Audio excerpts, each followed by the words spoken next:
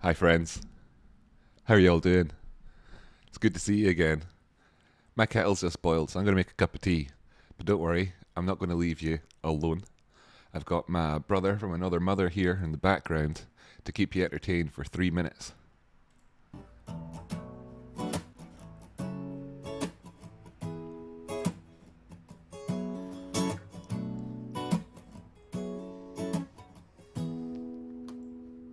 You got your mind made up. Ain't nothing to see. I got you wondering why I'm smiling, looking like I'm Dominique. They say I earned my chips, scream to pain. All the while fighting your denial like I don't ever see the game. I guess I'm deranged, but I'm gonna hold.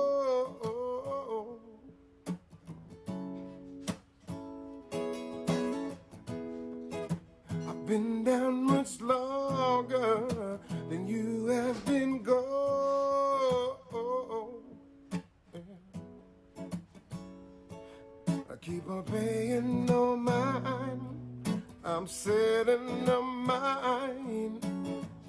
Best believe I know my hands are diamonds. Our future is shining. Yeah. My hands are diamonds. Never bet against me. Cause all that money you spent to hedge your bet, but your mistake is my take from my play against your greed. Say I know you tried and conspired, your degenerate ways on full display. It's a shame how foolhardy. I guess I'm deranged, but I'm gonna hold.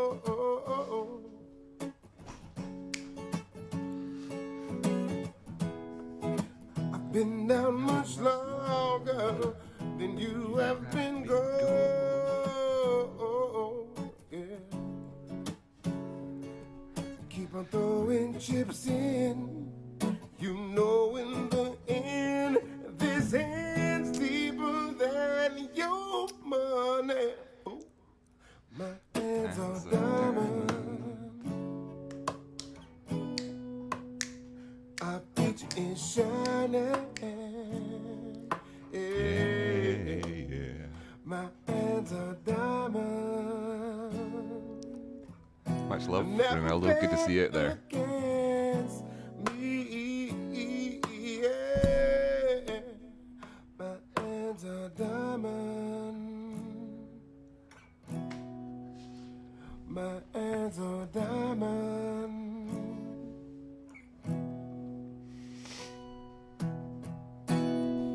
I guess I'm deranged, but I'm gonna hold.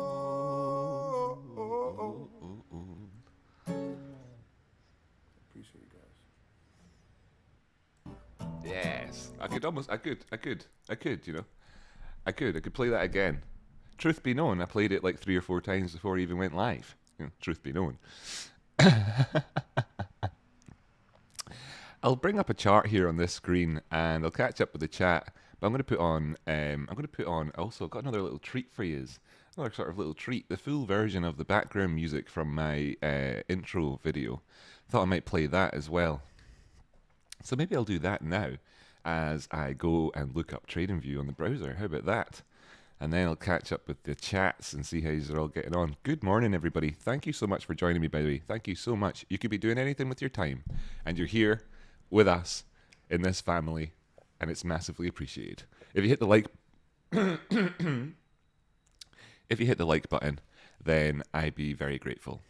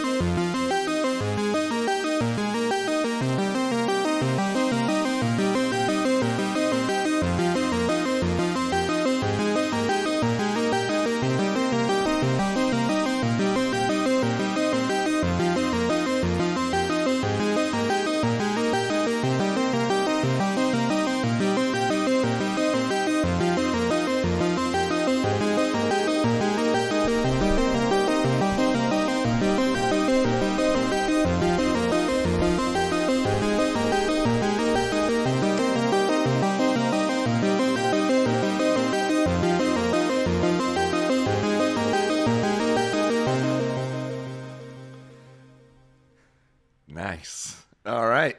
All right. All right then. Good to see you, and thanks so much for joining me. Really, really, really genuinely do appreciate it. We have in the audience among us Ronaldo Moreno. We're not worthy. We're not worthy. What a great guy. Thanks so much for providing the entire community with, of course, the anthem of our lives.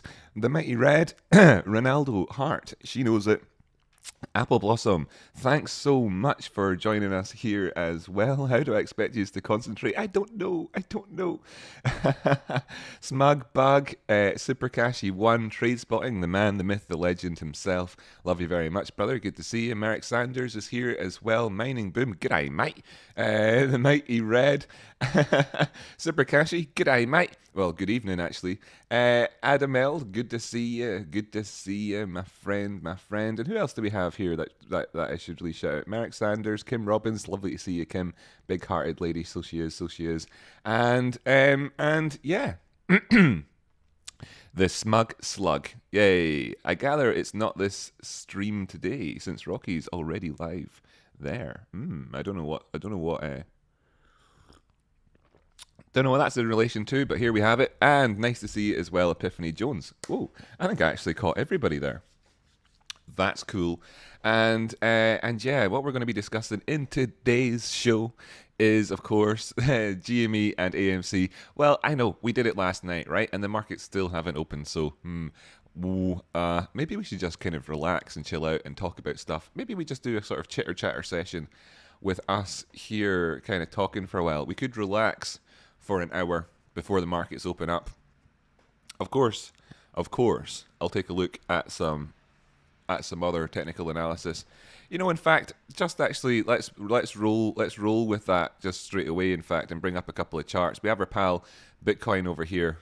Ooh, some old lessons in the past covering up the screen. Different chart, perhaps. Okay, yeah, cool. And we have the Bitcoin pricing. We can see here, we were talking about this yesterday in this candle, which was just at this white line.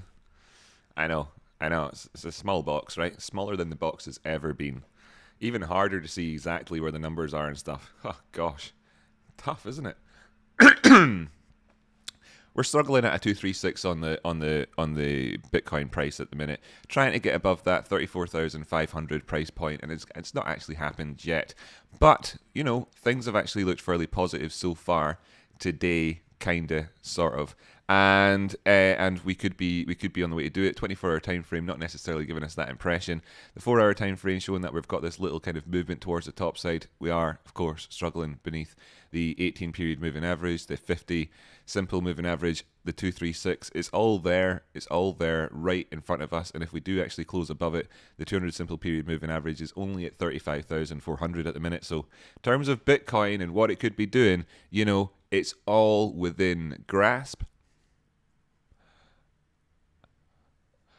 But is it like that? And are we just clutching it at thin air? Time will tell. What we have on the go with the Ethereum, Bitcoin, you can see, nice, followed along from kind of what we were saying, looked pretty bullish versus the old Bitcoin, so it did.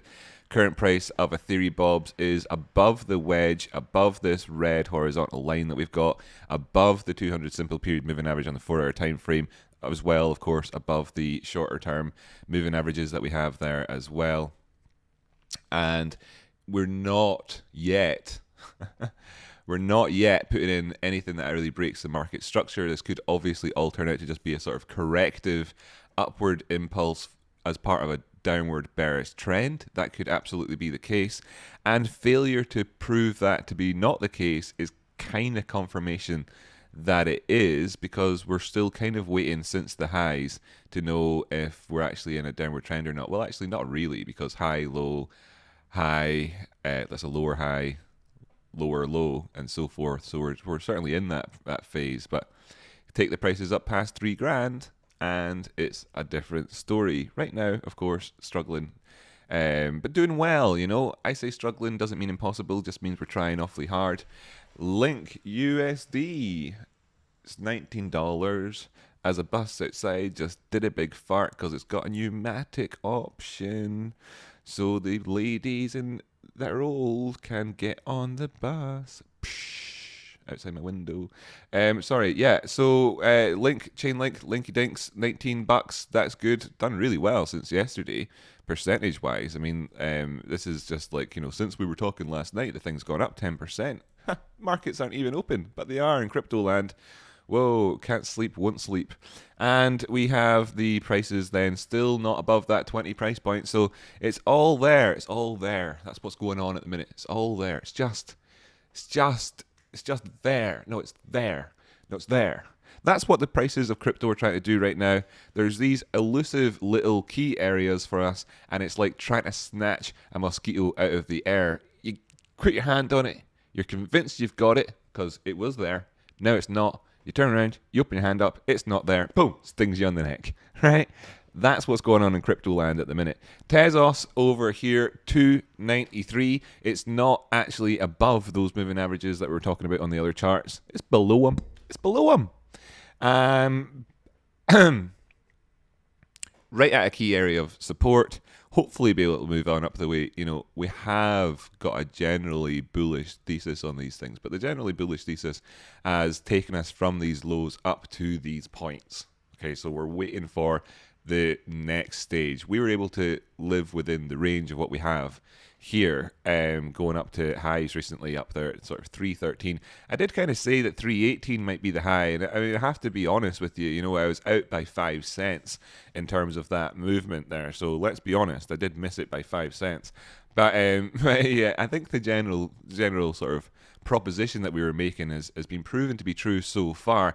Failure to take out our high at this stage then obviously makes this little feature on the charts at this this is 4-hour Tezos chart here. That would be head and shoulders. So we'll have to look out for that in the near future. The Cardano price is above our horizontal line, but it's only just a thin thing. Yeah. We're living by the edge of our fingernails, the skin of our teeth, grasping for mosquitoes in the air. And you never know, because every so often you actually do look down at your hand and you go, yes, I got the blighter. So sometimes it happens, right? And that's what we're hoping for, of course, with all of these. And come back and revisit any cryptocurrencies that anybody actually takes a particular fancy to. In the meantime, just like looking at what we want to see happening on the AMC prices, right? This is the AMC chart here, 4-hour time frame, zooming on in. Again, I appreciate that box is dreadfully small, but we're doing things a little bit differently here today. And really, if you want to have the exact price point, then just let me know in the charts. Let me know in the chat, and I will at times during the day, of course, here pop it over, make it full screen. I'm just relaxing. Actually, it's kind of basically carrying us through until market open with this little window just here is fine in my opinion. And yeah, then whenever markets open, I'll do a wee bit of that and try and not stay on for more than an hour after the markets have opened, and then we can all go raid TradeSpot and stream as well. I think he's starting at 2:30 market open time US. Well, UK 2:30 US market open time.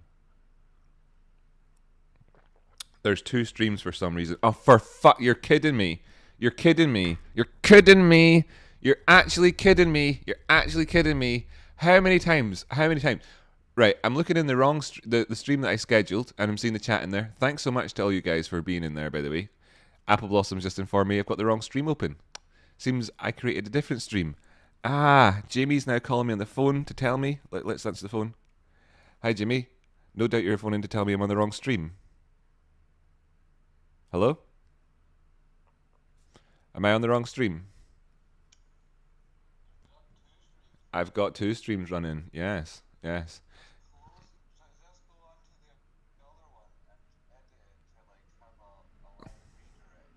Okay, and then end it. Okay. Good idea. Good idea. I'm going to do that now. Bye.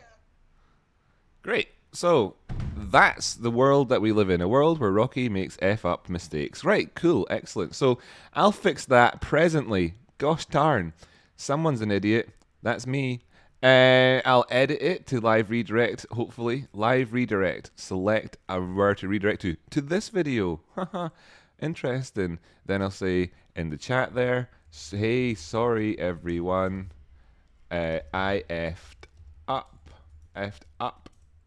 I'll It's on another stream. See you there. And then I'll end that other one. Or edit it or something. How do I end it?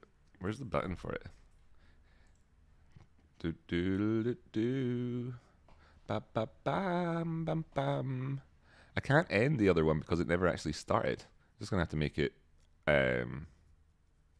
unlisted for now. I'll make it unlisted for now so nobody comes along there.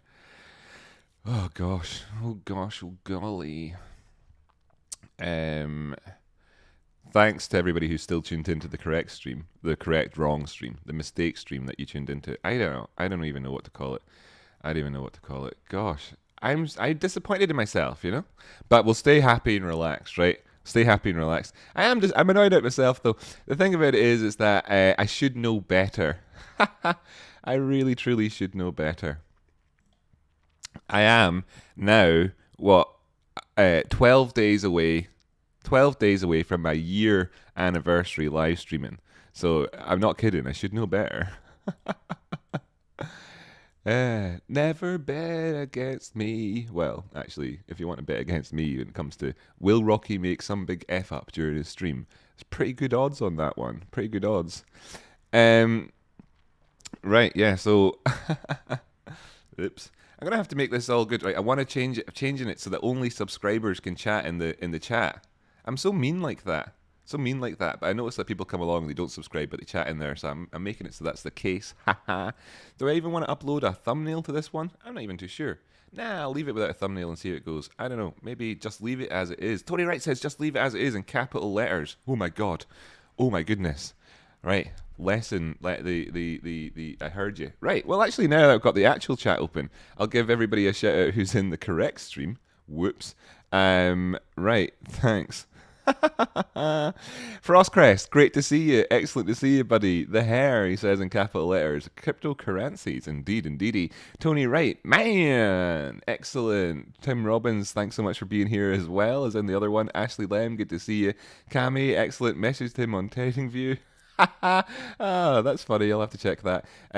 Sally Mander. Wee, Eddie B. Sally Mander. Everyone type his name. You see, the thing is, I didn't even have this chat window open. I had the wrong chat window open. Master Bilbo, thanks so much for joining us. Hope everything's nice and peaceful in the Shire. Harriet, good to see you. No idea what's going on here. Indeed, neither did I, ironically. Mutated Nation UK. AMC is only 53 FCK. Sake, you're kidding me. Close my eyes, hoping it's 70 plus. Ah, yes. Wake me up when AMC is 70. Super Cashy, yeah, cool. You made it over here. Epiphany is here as well. Thanks so much, Dead Money All Stars. The mighty Red Space Captain putting the F's in the chat. Thanks so much, Max Greenwell. Good to see you, buddy. It's always good to see you out there. Shane McGovern, excellent as well. Apple Blossom, hiya. Ronaldo Moreno, excellent to see you as well, brother. I was playing your music, as you'll know, but then hopefully, I don't know, maybe you were in the wrong stream at the time. During that time, I'm sorry, man, but it was good to see you. And all that smug slug. Did someone say secret stream? Christy Christ says, you look just, or is it Christy Christ? Sorry, I don't know. You look like the Scottish white Jesus of TA. Yes, perfect. Excellent. And I say unto thee, it is going up. Harriet Jones, Ronaldo Moreno, Mining Boom, Tracy, good to see you all in here. Cryptician arrives precisely when they mean to, and in whatever, and I can't read, but I can say that you're correct, that the Rocky Crypticians go into whatever chat pleases them, because they create the world. In fact, around them. Brian Mullen, welcome to Early Supporter Plus. Boom! Nice one, Brian. Legendary. Fantastic. Just know that you personally are contributing to the success of my life. And I am super grateful for the endorsement. Cheers. It's tea time with Rocky. No tea, that's fine. Have coffee. It's tea time with Rocky. No tea, that's fine. Have coffee. I am not a cat is here. Nice to see you. I am not a cat. Good to see that you're still indeed not a cat. Shepherd of Unicorns. Morning, Rocky. What's up, buddy? Just doing a live stream over here. Having messed up my scheduled formatting for the day. Having to, end a stream that I'd set up by accident. Awful, awful. My day's going good though. It's doing good there. Yeah, whoop whoop. Happy to join. Thanks, Jimmy. Thanks, Jimmy. Thanks. Like if everybody, if thank you so much, guys. Really appreciate it. Thanks, Jimmy, as well. Daniel, lucky fiver for me. Boom. Thank you so much. Really appreciate it. That's really generous of you. You're such a kind man. I only heard tales of the music. I was in the other chat.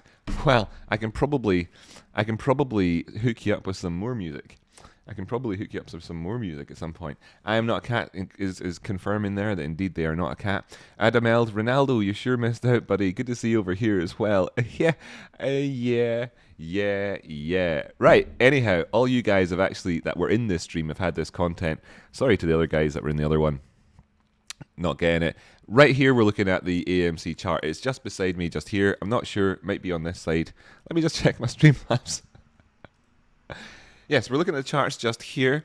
Of course, they're not very large. I didn't bother making them very large. If you really want to see that zoomed right into your face, then I'll do that later on. But right now, it's just a summary. Markets aren't open on the stocks anyway. We're hoping to see that the AMC prices are able to stay above that red box that you see there. You'll see that the latest green candle on the charts dipped its little tiddly-widdly toes into that, but popped back out again thereafter and went towards the top side. So really what we wanted to see here, if you kind of take that as a broad stroke summary, is for the prices to stay above $50. That's what we want to see for the day. But actually, what we want to see is for the prices to go up towards the top end of this range. Now, if we get up towards $62, we'll be also asking questions there, like we have done the last couple of times that we've got there, the same questions. So you'll be pretty well prepared for that should the prices rise on up.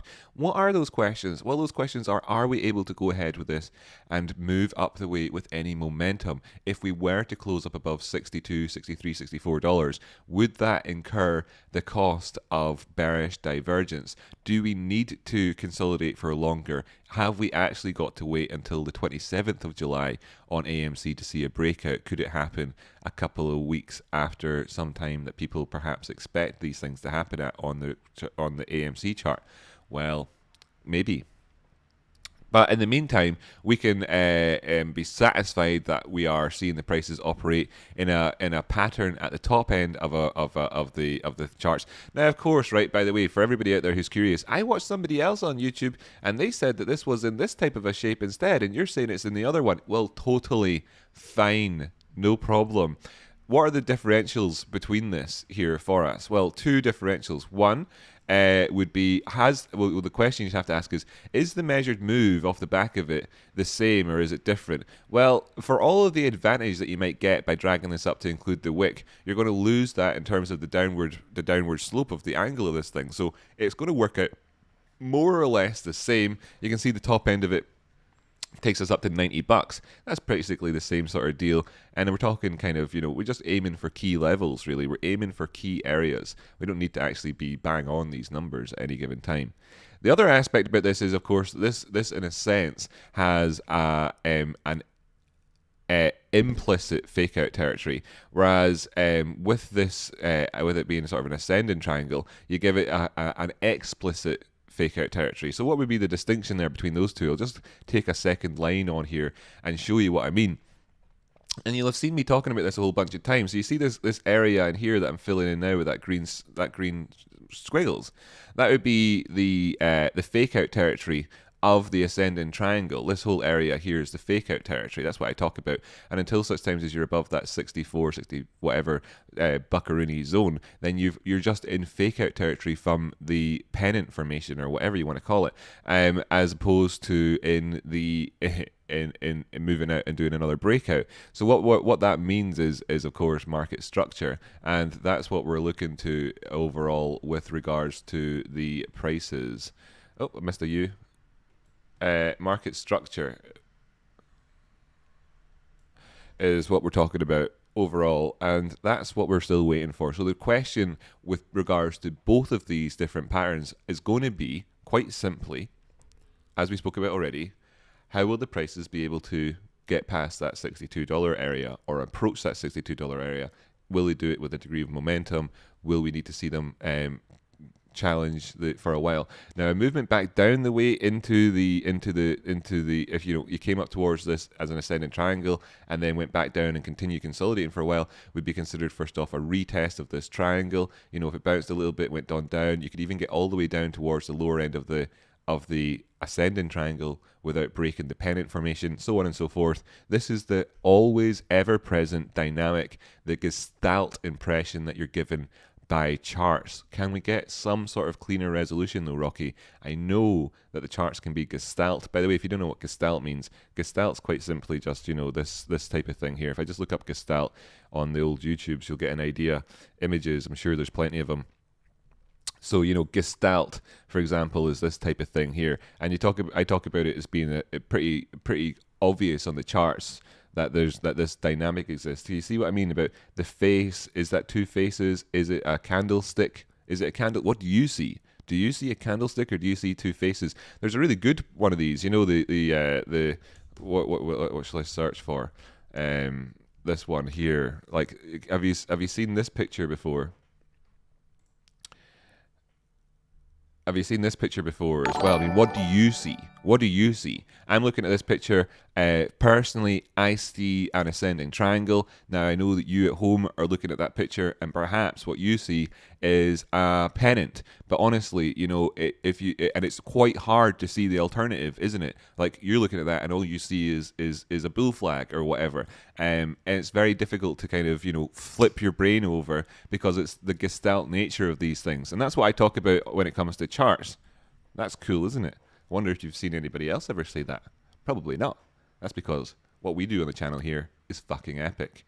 Anyway, you can see that's what's going on there. So can we get a clearer picture, Rocky? Well, we certainly can. I mean, if we flick up towards the 2-day time frame, for example, here, hide off all the drawings so you get to kind of an idea, you can see that there's a closer alignment of the body closures here at the top. Well, there's obviously still a very distinct difference between the body closures at the bottom, which makes you kind of feel like there's more significance towards this top end. That comes in at around about 62. Simply put, the core issue that we're talking about here is, of course, market structure. The patterns just inform the conversation leading up to it. It's all gestalt, and we're here to win, and we do it in classy style. Right? Nice one. Harriet, what are you doing out there? Give me 10 quid. My God, you're awesome. New setup looks great. Cheers for your wisdom, as always, man. Rock it. You're brilliant. You're brilliant, by the way. You're brilliant. Look at this behind me. Where is it? There, in the background. That it's a bit blurry. You can't really see it, but that's, of course, Bing Bong, The Price is Wrong, a Harriet original. She is one classy lady, by the way, gentlemen. She is. She truly is an artist. You know who else is an artist, by the way? Oh, super exciting. Screw having this up. Hold your horses. Hold your boats, whatever the word would be. I've got something else to show you, which is cooler than charts. Charts. Pfft. I've got something awesome, something epic, something wonderful. Let's pop that up there. Come on, open up. Hey, where are you? Why are you not open up? Open it up. Damn it! Why isn't it opening up? If I go open with, I want to get it up on the browser so people can see it. Open with, and then I'll have to choose it from choose another app. Choose another app. Force the issue here. Come on, more apps. Right? Come on. You know what this is like, Windows users. Oh, look for another app on this PC. My goodness, it truly does not want me to do it. Let's see if I can find... wow, that's annoying. Where is it? Where is it? Oh, jeepers. So frustrating. So frustrating. I've got another workaround for this. I'll go into my Discord, and I'll go to the tea room, and I'll say, what's this? Is that the tea room? No, that's not the tea room. I'll go to the art room in the Discord. Bear with me, ladies and gentlemen. It's worth it. Bear with me. It's worth it. I swear. Bear with me. It's worth it. Fun in the fun section, art gallery, and I'm going to give a shout out to this amazing artist. You're all wondering who it is. Here's the mighty. Oh my God, the mighty. Is she maybe among us in the chat? The mighty Red. Oh my goodness, she's with us today in the chat here. I really hope she is, because she was in the fake stream. She was in the fake stream, so I really hope she's in the real stream as well. The Mighty Red? Oh my God, the Mighty Red? What does she do which is so amazing? Well, I'll show you. Just give me a second.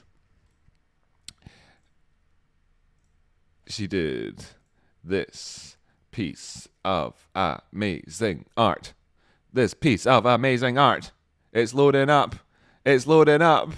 It's loading up. Prepare to have your mind blown. Prepare to. Oh my god. Oh my god. Yeah. Let's look at it in more detail, Rocky. Okay. What? What? What? What? What is that? What is that? That's me. My face ain't perfect. I look like I've got the mumps in it, but that's totally fine because, love it. The monkey, check it out. He's wearing a red. This is totally amazing. I love this piece of art. What you have in the background is mountains taken from the banner on my channel. You've got my DMI up there in the sky. Do you see that behind my head in the picture? I'm waving around at the camera and gesticulating, completely forgetting that I'm not actually on screen. Look, I'm over here going, oh, like that in the background. Anyway, there you have me walking along. I'm holding my pal's hand. What are we walking on? We're walking on candles. Green candles, baby. And then we've got the DMI up in the sky. We've got these crazy geometric mountain formations, the colours and everything popping. This whole thing, look at it. That's cool. She did it just because she had a long weekend. Thank you so much. We're not worthy. I massively appreciate all of you out there, you artists, you musicians, everybody, you talented individuals, you bing bongers, you price is wrongers, you sing songers, you fantastic mighty schlongers, eh? How about that? Excellent. Thank you so much for that, the Mighty Red. I really love it. And yeah, thanks for sharing. Right. Anyway, how you all getting in the chat? Good to see Aaron. Acid was taken, so it was, but he's grown up a bit now and he doesn't talk about that anymore. How do you spell your name? Oh, yeah, Harold. That's what I went with in the end. Good to see you, Harold. I'm sorry, man. I can't say your name. It's like Hrovhe Vudovic. I'm sorry, man. I can't pronounce it. It's literally HRVOJE.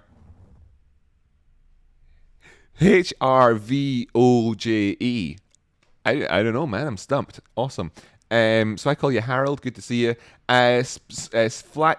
What do you call that? Sphinx chimp. Hey, Sphinx chimp. Good to see you, Sphinx chimp. Hey, quality. Now I'm emotional. Nova Scotian Unicorn, new album cover.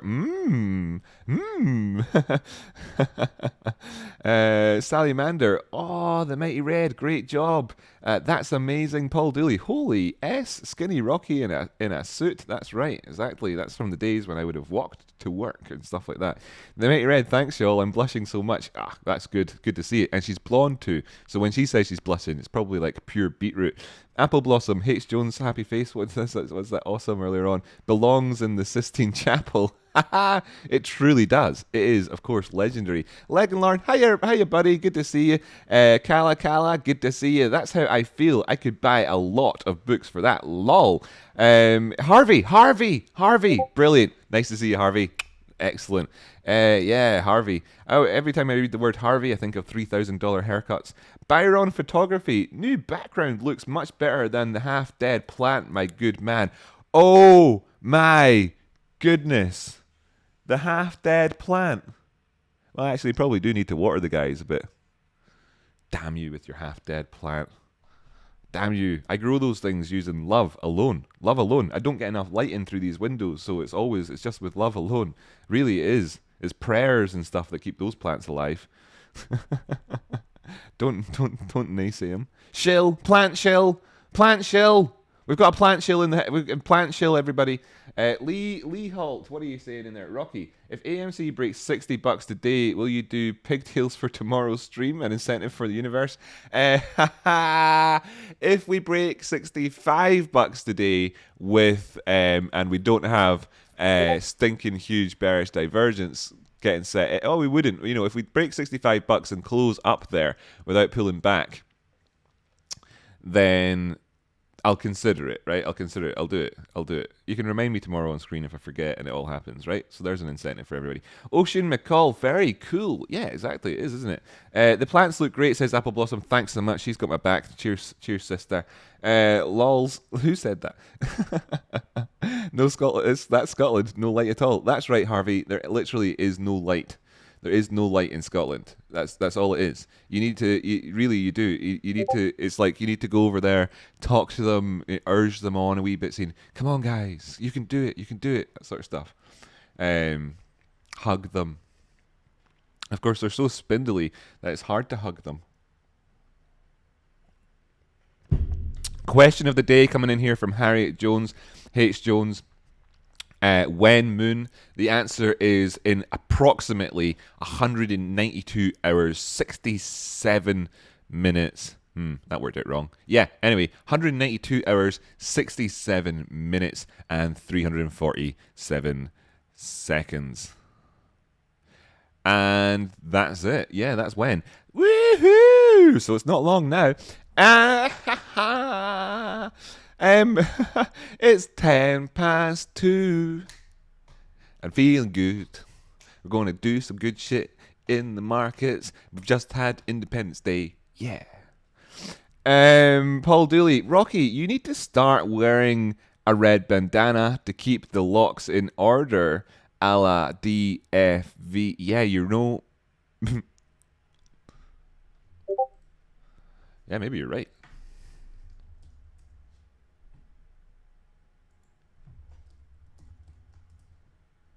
Actually, can't have that page open, just realised. Bah, whoops. Right, anyway, yeah. The lighting looks chilled. Cheers, man.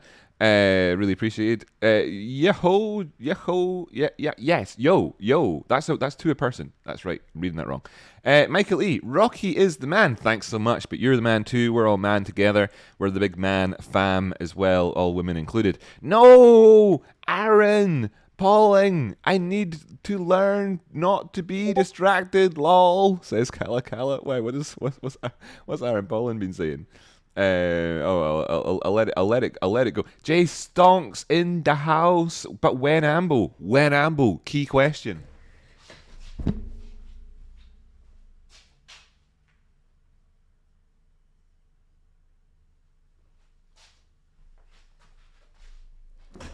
Yes, well, we still do have bilateral traffic flow outside, so our chances of Lambo are at the full 100%. 100%. At some point in the next wee while, I suspect that they will probably restrict traffic flow and cut that down a bit, so who knows. If a short hedge fund gets liquidated, right, and the clearinghouse computer buys their short shares, right, are those trades able to be routed to dark pools? Hopefully not, just asking. Well, yeah, they are.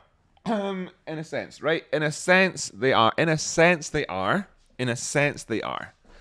Now, in a sense, they are. See, the thing about it is that the DTC has the right to go and buy them wherever it wants. It has the right to buy them wherever it wants. It doesn't specifically state in the rules, as far as I'm aware. Now, of course, I don't want to talk on these things like an actual authority on it. Gensler, he's the authority on it. I'm just a man with a camera and a bunch of really friendly apes, and I'm a spirit guide, if anything. That's all it is. I'm not a financial advisor or nothing. I'm just a spirit guide. Nevertheless, the rules, as far as I'm aware, state that they're able to buy it from any market that they desire, and that would include, then, in that sense, just any market that they desire. Now, the thing about it is that they tend to, if when blood's in the water like that, then this whole sort of camaraderie and an honor amongst thieves idea actually goes right out the window, because the truth of it is that there is no honor amongst thieves, and that's the truth. That's the truth. There is no honor amongst thieves. So after a certain point, who wants to supply the dark pools when they could, not do that and be the beneficiary of the events that are around them? I know that what happens is that as a decent stand-up individual yourself, you think about scenarios where like it's a war, and that all around you your comrades are being blown to pieces, and you would give and do anything to stop it from happening and to help out and everything like that, because you're a good person and you want to be the change that you're going to see in the world, and you're going to do it, right? And you kind of then apply that same sort of moral and ethical standard to the hedge funds, when actually, they're not like that. So yeah, ultimately, I don't know. I wouldn't. I would imagine that there'd be an awful lot of pressure in terms of the dart pool pricing if that's the case. But I'm pretty sure they can get it from anywhere else. Honest question says Leg and Lorne. Where did they say that a computer takes care of the liquidation? TradeSpot and Rocky Outcrop. Right. Where they said it was. I'm not entirely sure, right? I'm not entirely sure. TradeSpot would know the answer to that because he knows more of these sort of these answering question things. TradeSpot might be able to answer you. The thing about it is that it's all right. There isn't a supercomputer. There's a network of computers, okay, which together could constitute a supercomputer, but or whatever. There is there is a supercomputer, but it's not a supercomputer anymore because supercomputers evolve super rapidly. It's a very big computer, I guess. And then what happens is that all these different terminals, you could call them. That's a bit of a 1980s word. You could call them computers if you like. Exist inside the buildings where the offices are for these different hedge funds, and they're able to use that computer to interact with this back-end system to update their own accounts, etc. The things that they have access to themselves, they're able to update that and keep everything accounted for over at the back end. And then when actually things start going wrong or whatever, they get a margin call in the afternoons. Okay, so what happens is, and we explained this on the show before, and no doubt TradeSpot will explain these things again as well. But at times, like the two of us talk about it, and I'm not a financial advisor on this financial advice, but they have this system for dealing with FTDs. When there's an FTD in the system, the recipient of it gets an FTR. The price that then for that is that you have taken from your from on the back end at the DTC. They're like, oh, that participant A has an FTD, and that FTD has is an outstanding value of 1 share in GME. What are the prices at market open today for GME? They'd look it up. It's $200 or whatever. So that company then has $200 taken out of their account and held it by the DTC as payment, for that share. And the counterparty is the DTC, and they take it from them and use it, to cover that cost of that share. Then the next day, the price is $300 for a share. So then they take $300 out, and suddenly that $300 has put it into the point where that participant is now in danger of being is going to get a margin call. So then that's what happens in the morning time. And then when do the margin calls go out? They go out in the afternoon, right? It's the afternoon that they go out. They don't just immediately phone them up and say, "Oh my goodness!" They phone them up in the afternoon and say, "This is what's happening, guys." And then, of course, they have an opportunity to rectify the situation. Now, if things go completely haywire, and they need to begin liquidating them, well, then the DTC has the fingers on the buttons, and they've got the ultimate right to do what they want to and the authority to do that. And then they can do it through dart pools, or probably, and they can do it through everything else as well. But at that stage, when that's actually happening, then the other participants, the sharks in the water, start thinking, well, hey, I'm not going to start being that super great guy that everybody wants to be on their side. Instead, I'm going to just start price gouging. Price gouging in terms of like hand sanitizer during a pandemic, that's immoral and illegal. Price gouging in terms of the markets isn't immoral, actually. It's not actually illegal, and it's not unethical. And I'm going to gouge the prices. I'm going to do some price gouging on GME. Tell you what, I'm going to gouge prices. That's the first time I've ever said that word, and I've said it about 20 times in a row. Now, I wouldn't gouge hand sanitizer because I'm not immoral, but I am going to gouge prices on GME, and I don't think there's any moral implication for me in that whatsoever. And by all means, if BlackRock want to do the same thing, then they're more than welcome to. Patio Face, Rocky, you are definitely my spirit guide. Hey, nice one. TradeSpot, you're definitely my spirit animal. How cool is that? Is that actually, suppose that's two different, they are two different things. That's quality. Maybe in some ways, Jamie and I operate in a similar way for each other. Maybe Jamie's my spirit animal and he's my spirit guide, and I'm his spirit animal, or whatever, and that way. I don't know. Under, that's cool. Katie Ovar, yeah, Katie says that the video is a tasty nugget of easy digestible knowledge, a good morning snack. Jamie's latest video, by the way, explains about this idea of the liquidations. In fact, I can stick it on now, or no, I'll not stick it on now. Go check out Jamie's channel, TradeSpot, and you'll see it. The video is very good. Shill's trying to pick it apart, focus on insurance fund, which I'm open to learning more on, but I don't think the debunking DD I read on it was 100% accurate. Oh, that's a good one. I don't know what that's about. Discord pings spinning my head. Haha.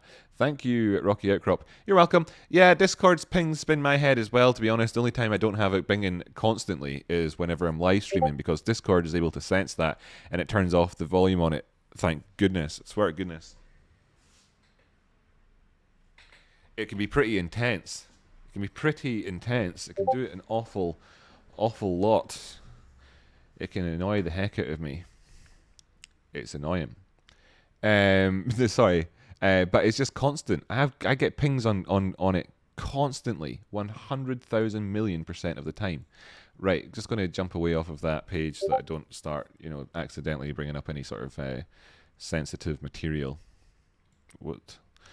Yeah, but anyway, as you can imagine, people get in touch with me on Discord all the time. So if you ever do get in touch with me on Discord and I don't necessarily get back to you right away, be aware that, or any platform, Twitter or whatever, be aware that maybe I've got 14 different messages I need to get back to, and every single one of them includes like I'm sorry for being rude and not being able to, and the truth is, it's like, I am sorry, but it's also acknowledged that it's completely out of my control. I've just been polite as well. So yeah, let's do the same sort of thing that we did there on GME before the market's open on that one. Actually, no, wait. Yeah, I've already done the crypto TA. That's cool. We've got 11 minutes till market open. That's cool. GameStop, summary then for GameStop. Well, what do we have here? Of course, there's this pattern in the background. You can see that the prices are inside some sort of like yellow light area. That's a component within the pitchfork. I'm not massive, or pitch fan. It's a fan that goes out using the component that, forget it. There's a thing on the charts at the minute, and it could indicate to us an area where we would find support, and that happens to be at an area where let me just check my Streamlabs a second, sorry. Right, okay, cool.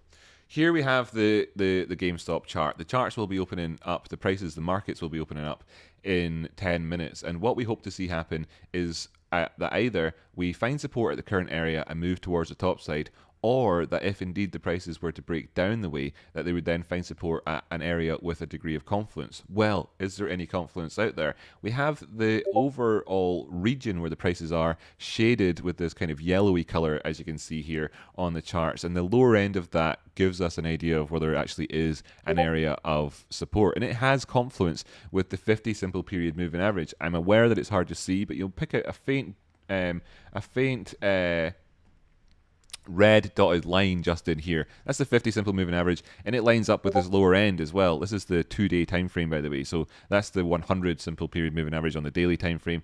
And as well, if I actually drop down the way to the daily time frame, I think we've got other ones coming in here that give us that same sort of idea. But the 100 simple moving average, you're just simply talking about areas where there could be support, where people could look to. Really, there we have it. The 4-hour time frame has the 200 simple period moving coming in there at that point, right? And the daily would have the 100 on it.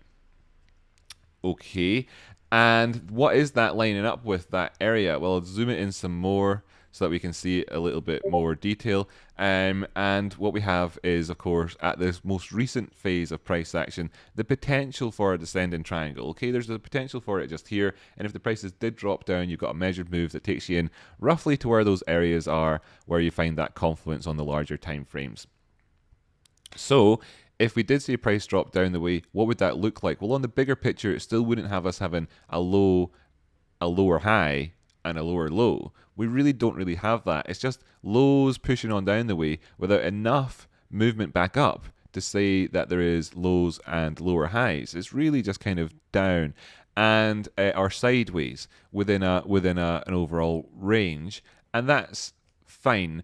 There's other things as well that we've talked about plenty of times about why you would find a bounce there. For instance, this little sort of idea about the DMI that I have and stuff like that. So we're aware of that, but we obviously we don't want to see it happen. Necessarily, some people do because, of course, they're looking for that discount, and fair play to them, 10% to be had there. But we don't want to see it. Instead, what we want to see happen, excuse me, is for the prices to break towards the top side. Well, how's that going to go for us? And I've talked about fake out territory already in the episode so far today, so you should kind of be aware of it. That there is such a thing, I guess. Let me just get my old settings up here for this guy because I want it to be white so I can see it a bit clearer. Obviously, there'd be a sort of fake out territory in this area here anytime the prices were to break up. We need to be very aware of market structure. And this is me talking about the 2 sort of thing that I want to see the prices breaking above just before just before you can really start to say that there's that move happening, which is going to trend up the way. Because what I want to see happen overall, and what I kind of feel like should happen, is for there to be an end to this consolidation phase for at least some time to take us up towards that 280, 290, 300 price point, where we can then start to think about whether or not we want to consolidate or indeed smash on through, etc. But the first step for that is to secure 222 on a daily closing basis again, and then to be honest, we have to kind of stretch that whole zone up towards 233 to say that we've really kind of broken the back of that, and in between times there will be volatility, probably. Okie dokie. So that's where we are with that one. How are we doing here? Brian Mays let himself go. Now that's a joke I can take. Okay, cool. That's fine. Ha ha.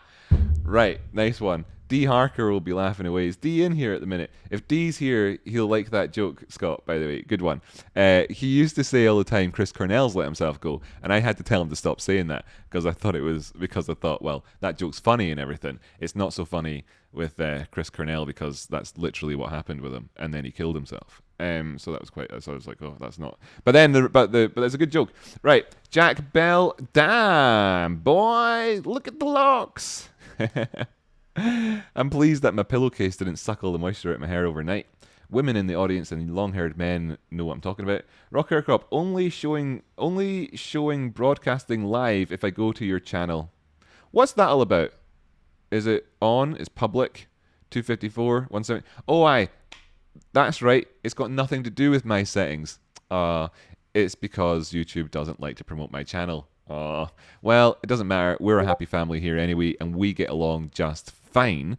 And over time, 1 or 2 people here and there make their way to the channel, and then occasionally as well I'll be doing collabs with people and stuff like that, and people will find out about the channel that way. YouTube has obviously designated me into a group where it's like, we ain't going to do it for them. Now that's fine because there's plenty of people out there who have got the boon of the favor of the gods, if you like, and do get that sort of push by YouTube out there, as you can see, because you look at all these different people out there in the world of AMC that started up YouTube like a month ago and have got however many subscribers, etc. You look at my channel, like I say, 8 days away from my, or 12 days away from my 1 year anniversary live streaming, etc. But that's not me complaining. I'm just saying. It's like, I'll find them some other way. Doesn't really matter. I'm totally happy here. We're a wonderful community and everything's going along fantastically. But you're right. You can't see it live. If you want to know when I'm going live, you're really going to have to hit the bell notification and hit all on it. You have to do that. Otherwise, you're just probably not going to get to know. There's a chance that you will, but some days you will, some days you won't. If you want to know when I'm going live all the time, the only way, literally on my channel, because of the conditions that YouTube put on me, and I'd be more than welcome to be proven otherwise by anybody out there, especially YouTube, is to hit the bell and hit all. That's it, because it's not going to happen, right? But that's cool. Tony Wright, awesome content, 100% best on YouTube. What am I like? 10%. No, 100% best on YouTube. Thanks, man. Rocky, you rock. Tony, you're amazing. Love you very much, bro. I'll give you a shout out to your channel here in just a second as well. That's a YouTuber right there called Tony Wright. He's a good friend of mine. Really nice guy. He's a bodybuilder, right? Well, I don't know why I call him that. He's a guy that works out, and he's built like a tank. He's like, it's ridiculous. And so are his mates. It's the sort of thing like you don't want to. It's like you don't want him and his mates turning up and trying to sort you out. Anyway, he's got a YouTube channel and he deserves a lot of success and he's a great guy and I love him very much. Also, he's got a heart that's as big as his biceps for sure, or bigger. D. Harker, I approve of this joke. There you go, told you. Lucy in the sky with diamonds. Yes, hearts indeed. I agree. It showed up in my notifications today. You see, so like it will work for some people. You can run the random gambit. You can hit the all button and you'll get them all the time. But hey, I'm not going to force that on anybody. It's not like that. Ozzy Osbourne's let himself go. That's also a joke. Now that's also one because yeah, okay, I'm with you on that one. See, that works. That's great. That's really good. That's it. That's like second level. Okay, cool. Anyway, Sally Manders. What am I doing? I'm so meta sometimes. Why can I not just enjoy the joke? Why do I have to review the joke? I give that joke tickled me. I give it 6.6 out of 10. Aaron, what are you saying this time? Check Rumble. They are growing pretty fast now. PooTube alternative if you want your channels, Jimmy's channel, and all about it. 3 others I wouldn't even use. Oh, really? That's cool. That's cool, Aaron. That's good to know. That's amazing, actually, that you found us here, though. Maybe that was through somebody else recommending you to come along and stuff like that. That's really cool, man. I'll take a look at that. Do they do live streaming? Is that a thing of it? I also want to get in on your man, the thingy. The thingy, the Theta. I want to get in on Theta on the live streaming, but they've still never given me a live streaming key, despite asking. You're supposed to like do it. You're supposed to like impress them. People always wanted me to impress them. By the way, anybody who ever asked me to impress them, it's like, nah, I'll just walk away. It's like, somebody comes into the chart and it's like, oh, Rocky, that's amazing. Your TA is great. You impress me. I'll be like, nah, man, fuck off. I don't do that. Neil Oliver from Coast has let himself go. He has. He's been eating his crusts as well. Hey, closer to Tony Lomi let himself go. Tony Lomi let himself Salamander. Minner. Curious. I have the app on the phone, but don't use it. Maybe the notifications are going there. Thanks for the tip. Oh, interesting. Maybe the notifications are going there. Who knows? Feisty Oats, that could work. Feisty Goats, it could work. It could work. Weird Al Yankovic has pulled himself together. Hey. Nice one. Sorry, Sunjo wins that one. He wins that round. Right, what are we doing here? Oh, the markets have opened. How are they doing? Oh, great. 203.94. Ooh, ooh-wee. Ooh-wee, markets. I want to see if you can get above. See if you can get above 207, markets. That's a bit of a Mr. Poopy Pants type impression, that one. Ooh-wee. So Mr. Poopy Butthole, sorry, I got his name wrong. Yeah, so can we do it? Will we suffer and kind of, piss about in this range today? We're already, by the way, with this thing, one of the things I should have maybe have said about it, but I didn't bother because I couldn't be bothered and it's like too complicated. You're already making it complicated enough, Rocky. Why don't you just shut up instead? You can see the thing is what, 27 bars long, that triangle. I'll bring up the full screen chart in a minute. 27 bars long, and we're into it how far, like 20 bars or whatever. We're already got to the point where we've been pushing it. In terms of the typical formation inside patterns, we've already made it to like the apex zone. So, either it happens now or else it's kind of like taking a bit too long to happen. So anyway, but whatever. We'll get back around to that some other time. Weird Al is awesome, yes, and he's now got dark hair and is interested in technical analysis. H. Jones says, jacked. Ooh-wee. Yeah, come on. But overall, I'm looking to see if this can stay above $200. Shall we double up the screen? I'm a wee bit annoyed with myself that this chart is not beautiful whenever I bring up my second one. So I'm just going to load up a chart layout because at least they're consistent across the two. This one's called Crayon with Friends. Aww. What do you like? Crayon with Friends. Ah, there's Pow. Ooh-wee. Will Pow today, by the way, for people interested, quick Pow analysis just as we're starting off, may be able to maintain that 872 price point. Holy smokes, actually did do what we spoke about it kind of doing by coming down to this area. So, oh my god, technical analysis. Turns out it does work, despite the fact that guy said to me that it doesn't on my video on YouTube the other day. I tweeted about that. It's like, what are you doing, man? Why watch the video and put a comment on there to tell me that it's BS when I prove time and time and time again that it's less BS than fundamentals? And what else is there? There only are two things. There's fundamentals, which is proven consistently all the time in markets every single day to be complete bollocks. Hence the fact that markets exist and prices don't just like go in one direction only, stuff like that. And secondly, you've got technical analysis, which is real and has been proven to be real numerous times again. But, you know, morons come along and they say morons be morons, you know, they're always going to be morons.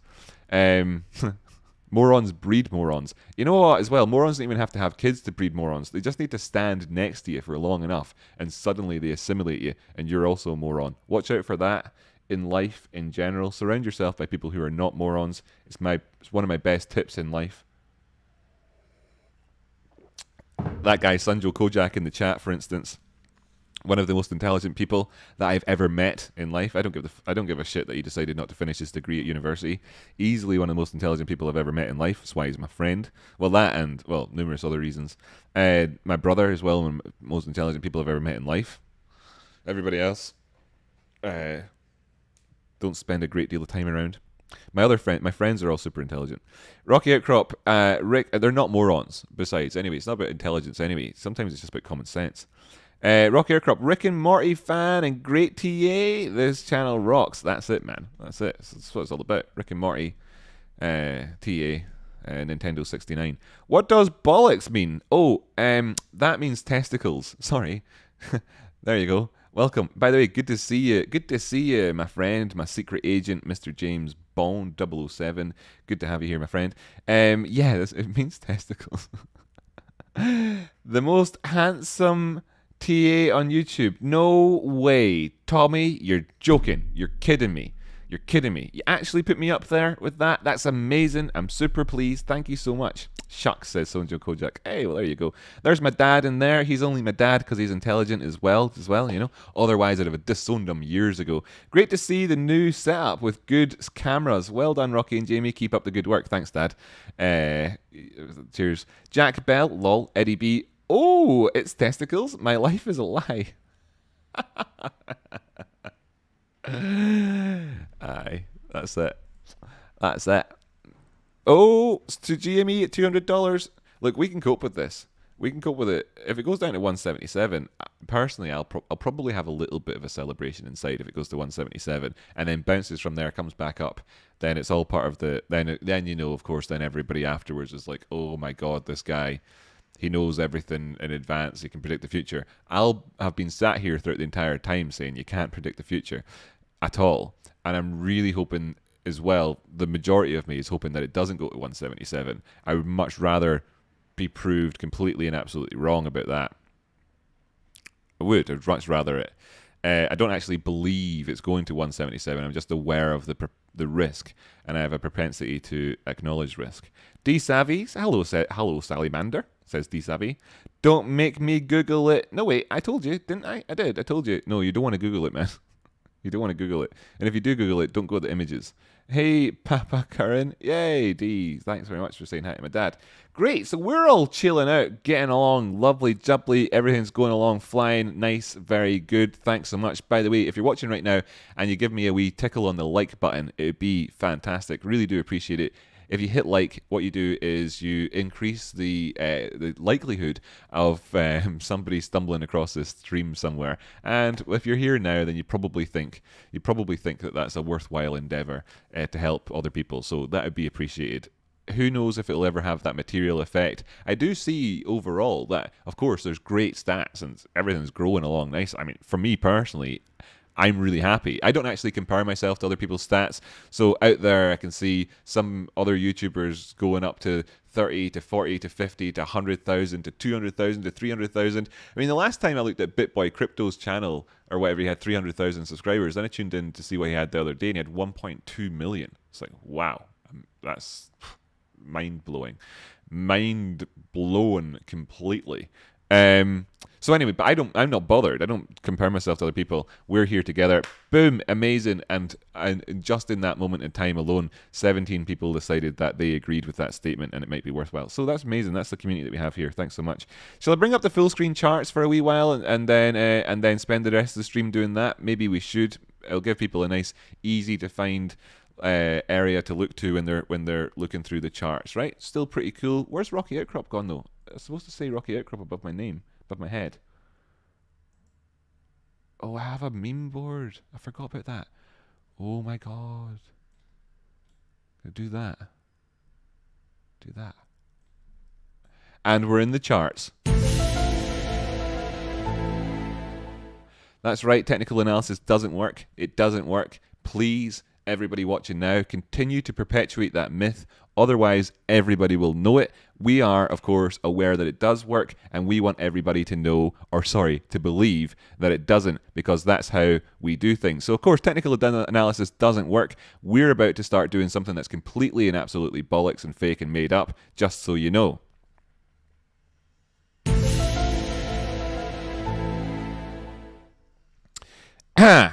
So let's get on with the stuff that doesn't work and doesn't make people money. And of course, thanks to all of the consistently, historically proven winning fundamental traders out there for keeping the markets actually working. Really appreciate the work that you do out there, guys. Thanks for letting us mess around in this puddle of fun, pissing away our money doing this stuff that doesn't work. Really appreciate it. We love it. We're in it just for that.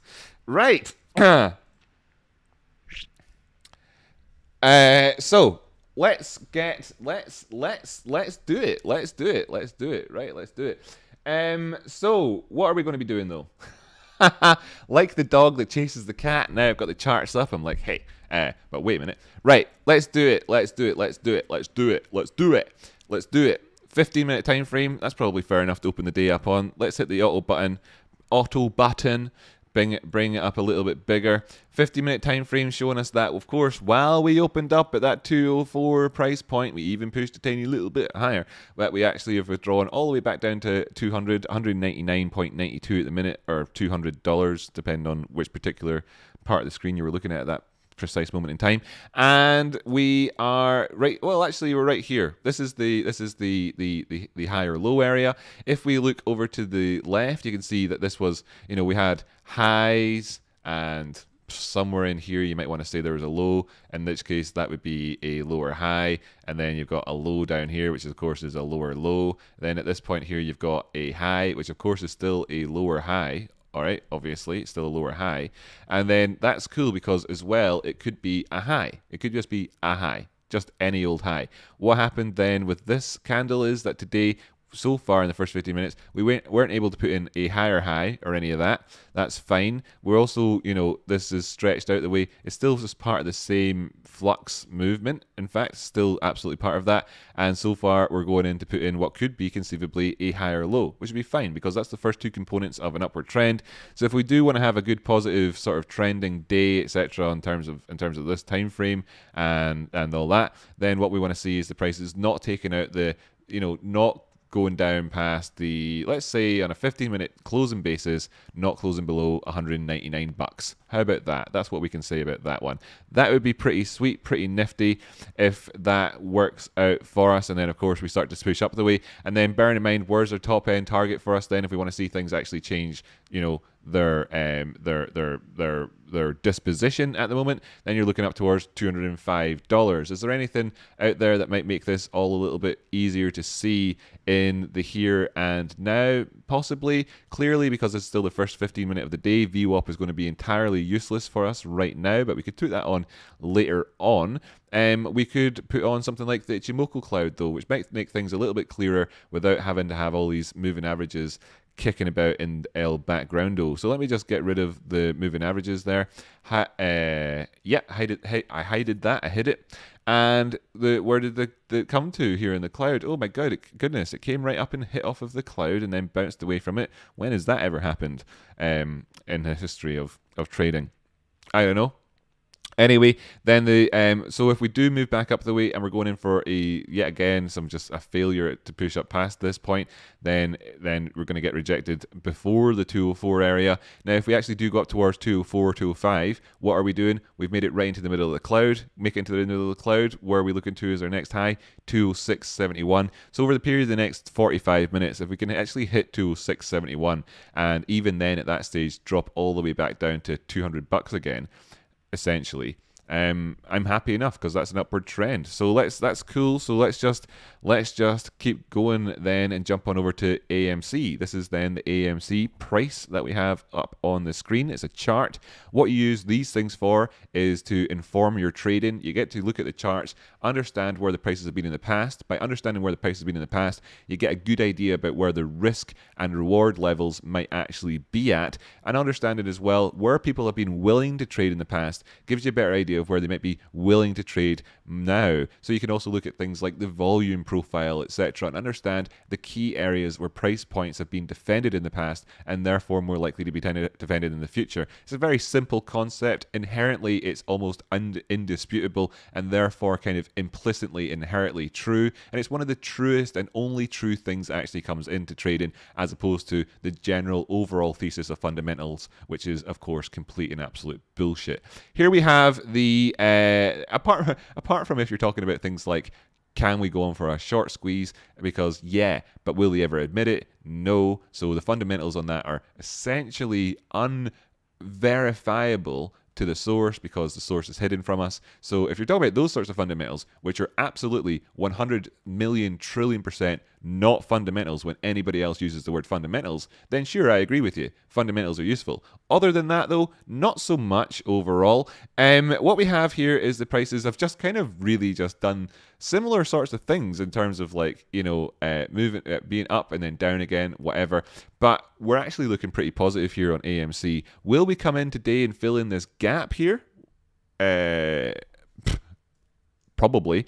That would bring the prices down towards $52 again. That would also be them coming down towards the lower end of the cloud. If we look over on the cloud here, we can see that taking this low and stretching it out completely horizontally, that the cloud itself wouldn't be taking out that previous low there. So if we are going to be talking about this in terms of a function of lows followed by highs, followed by higher lows, followed by higher highs, and come in for a higher low over again, then I'm happy enough to see the prices operate within the cloud should they descend back down again, with then the intention of them going up towards the top side and then actually starting to trend up the way. We will see, of course, this thing change its perspective very, very soon with, of course, the what do they want to call this again? I always forget the names of this thing. Is it the leading span A that they call it? Is it just that? No, lead one. Well, yeah, with the lead one line crossing over the lead 2 line at some point in the near future, lining up perfectly here as we're just going sideways in this period of time at the minute. Will we come in and fill in that gap and then, of course,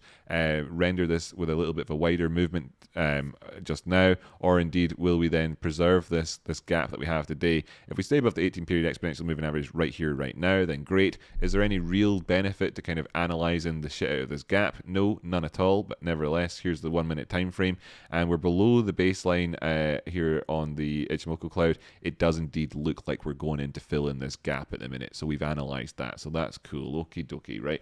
So so that's what's happening right now on AMC. Sorry for all of the worriers out there for providing such a relaxed, FOMO-free, greed-free environment to conduct your technical analysis in. I know that it's a bit jarring to people who've come from any other world at all in the world of trading because, of course, you'll not necessarily put it together, but what other people do in the world, not on YouTube specifically, but in the world, be it financial advisors working at JP Morgan, be it your broker who you phoned up to talk to, be it anybody out there in the world, is they actually put you into one of two things. Either as mode of complete complacency, where then of course you end up, losing your money or needing to do something else, and that benefits the person who did that to you in some way or another, or just like leaves you needing more because you don't understand things and you're not being empowered, you're just being enabled in order to become complacent, and that's what people do. What does that mean? It means that they keep coming back to consume more of their content,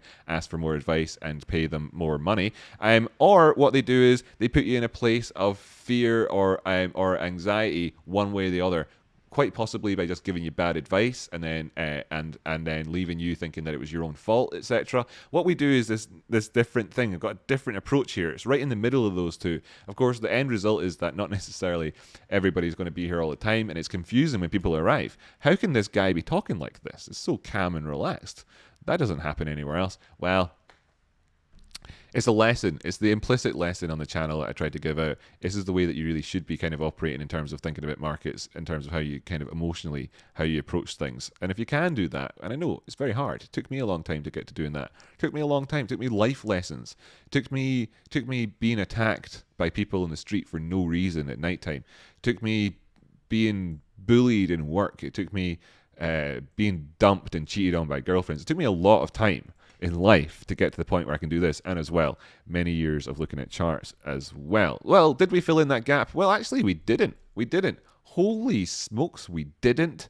We didn't fill it in. Will we continue to trend on down the way, though, and actually fill it in here? I'm actually completely ambivalent about that. In terms of the 4-hour time frame, however, looking at AMC, we have kicked off the day, and there is this gap here, as you can see, which we may then go into fill or may not. Looks like we probably will.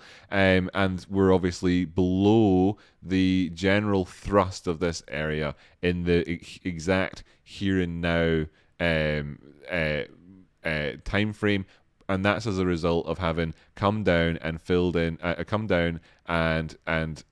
satisfied the need to get one touch, then two touches. Now, let's be very clear. This initial touch isn't really one at all, and we'd be waiting for a third touch. The general expectation that I have, if expectation is even a word, is to see this thing actually last a bit longer and a little bit more pain as we come back down to these areas again, perhaps in the future, to test things. So I'm looking up towards $62. If we break it today and get $64, break 64, 60, whatever it was that I agreed earlier on, then tomorrow I'll try and do pigtails. I've never done pigtails before, but I'm sure I could manage it.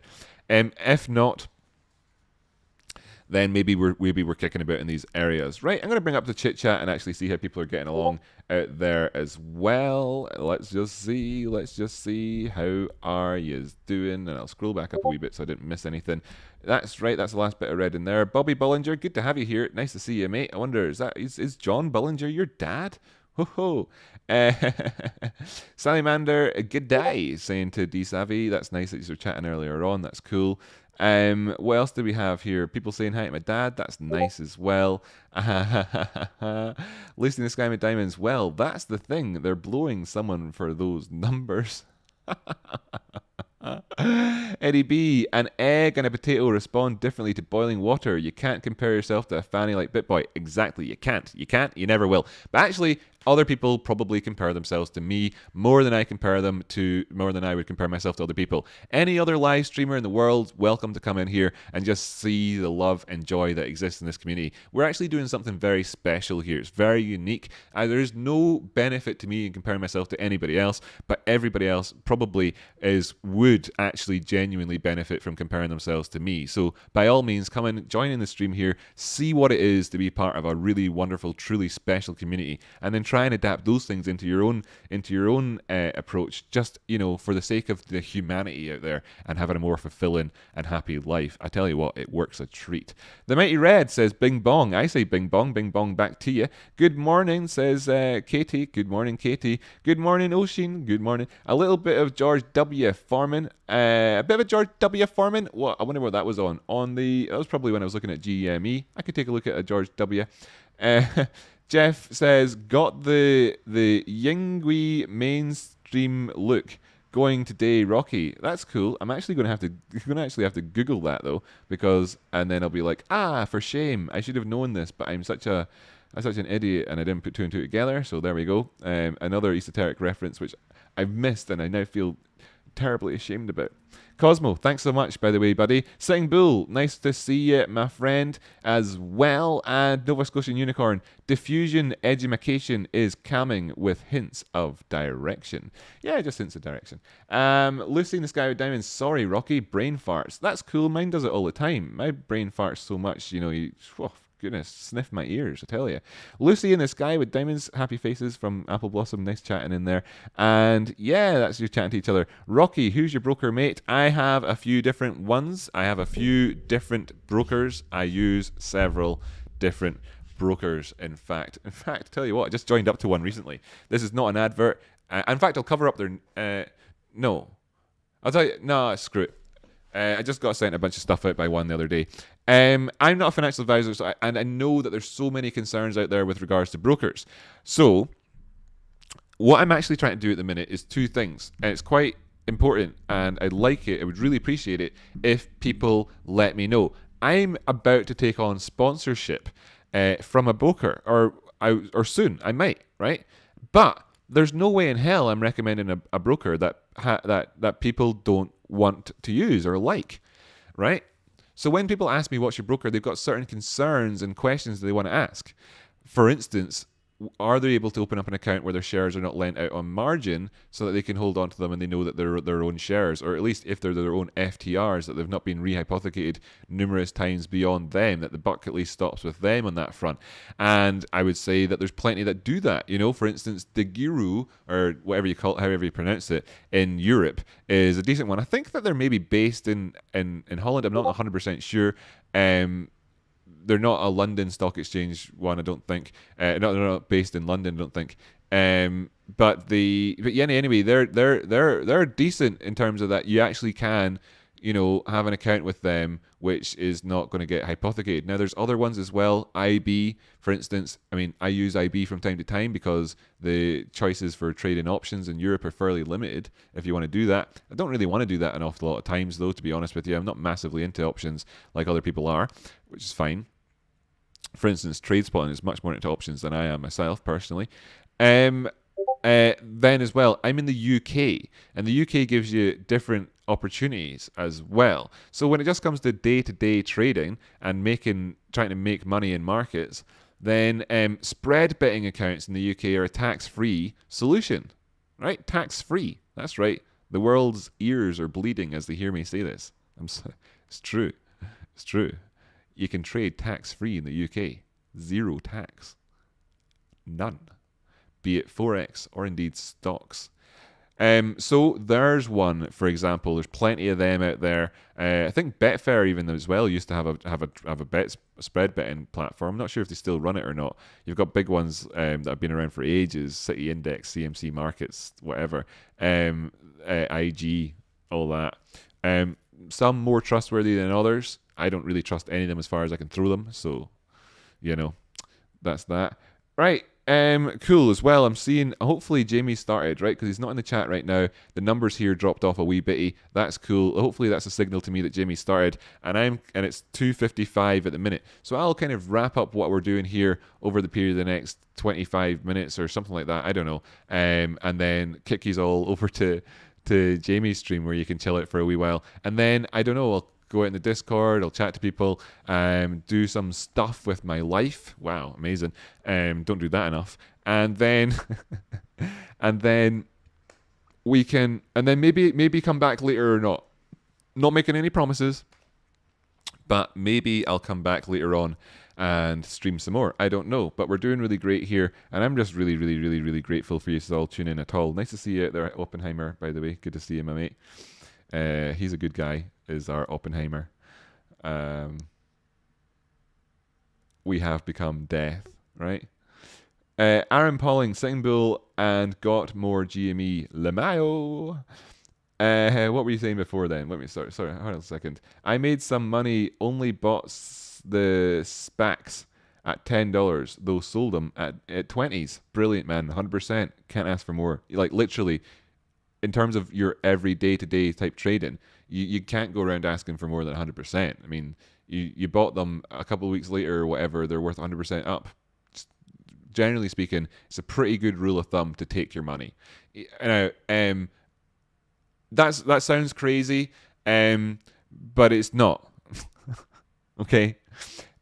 Peter here, hello Rocky Outcrop, you rock. You know what, Peter here, you rock as well. Peter here, literally, without a doubt, 100% my favourite South African. Great guy, really fantastic guy. Love you, Peter here, man. Good to see you, buddy. Hope Christina's doing well. I hope you're doing well out there. Hope you're having a really great time at the minute. I hope everything's smooth and that for you. And hope you're doing well, man. I was actually talking last night, by the way. Sorry to the other 160 odd viewers or whatever at the minute. This is a conversation between me and my mate at the minute. I was talking last night with somebody about Italy in the Discord, and them saying about how they really loved the Puglia area of Italy, and about and saying that they went there and they were cycling around the place with their I think they said it with their dad. I'm not too sure, and everything was great and lovely area and cheap cheese and wine and all this sort of stuff. And I was reminded there in that moment of yourself, because when is the only other time in my life that I've spoken about Puglia or whatever, and that's with yourself, buddy, as we were chatting about wine and of course.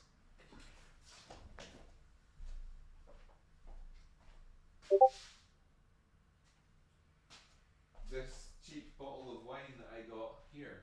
Is that focused on me? I don't even know. This. And yeah, good man. Cheers, Peter. Right, sound. Excellent. Everybody in there's dead happy. Right, so Peter here, Apple Blossom. Let's see. Yes, sold me when it popped. GHVI when it got to 17. Happy I did. Excellent. Good stuff. Thank you, Rocky Outcrop, says Iram. No problem. Voice ECA, don't go around ranking South Africans. Oh, crap. There's Voicey. My other favourite South African.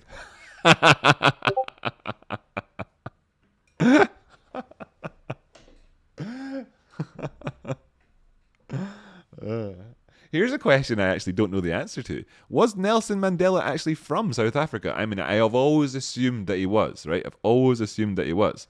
But you never know. He might not have actually been from it. You know, who knows? I actually don't. I assume that he was. Nice. He was? Is? Yeah, was, right? Oh, gosh. Oh, no, now I'm doubting everything. Purple Plays made nice on Sophie, then bought more GME. Lamau. Haha.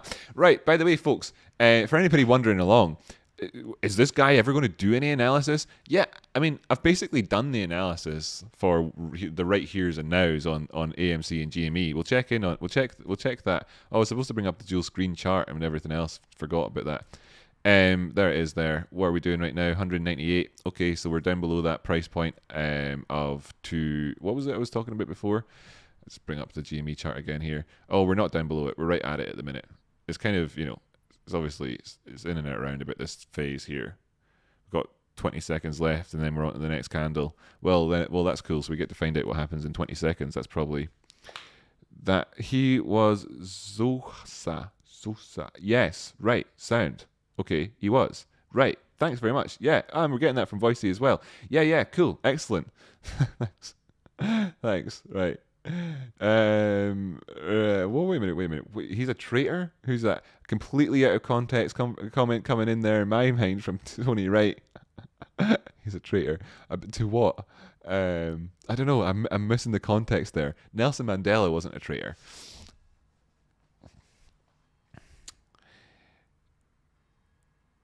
That's the bells outside are ringing out for 3 p.m. UK time. So, are we going to get a new candle here on this one? Presumably, it's like right underneath my line or something like that. That's making me so I can't see it. Come on, candles. Oh, tell us what's happening. So, yeah. If anybody wants me to take a look at any other charts, just ask. Just ask. No problem at all. Any other chart, any other time frame, any cryptocurrency on any pairing, any commodity, forex pair, anything. I'll do a bit of that. No problem. Happy to. It's what we do on the show. I've just got these other guys up in the meantime because we're having a good time. In fact, tell you what, I'll bring up the other screen until such times as somebody suggests a coin. Somebody suggests a thingy to look at. I am tuning out, by the way, as well, so everybody knows, in 29 minutes or less. 29 minutes or less. Yeah, so I'll just jump back over to here if anybody suggests anything to look at. I mean, I could do it my own way, where I just kind of bring up several different charts and show people what's going on in the world, etc. But instead, I'm going to take it easy. I'm going to flick over to the main screen and start rubbing at my eyes. That's what I'm going to do. Cock, please. No, wait, what was it? CGC, please, says Irem. Cool, nice one. Naked look. Ooh, ooh, ooh. So we're back. We're charting. We're farting, and everything's very nice. Right, okay, let's bring up naked first. No, I'll do it this way. I'll do it CGC first, because I was asked for first. Although I really should prioritize the people that are putting money in. I think I should, but I'm not going to just for this second. Because Bad Mama Jama is a cool cat and he doesn't mind at all. He's just doing it because he's awesome. Right. So yeah, first off, how far up are we? I mean, obviously we're right down at the bottom.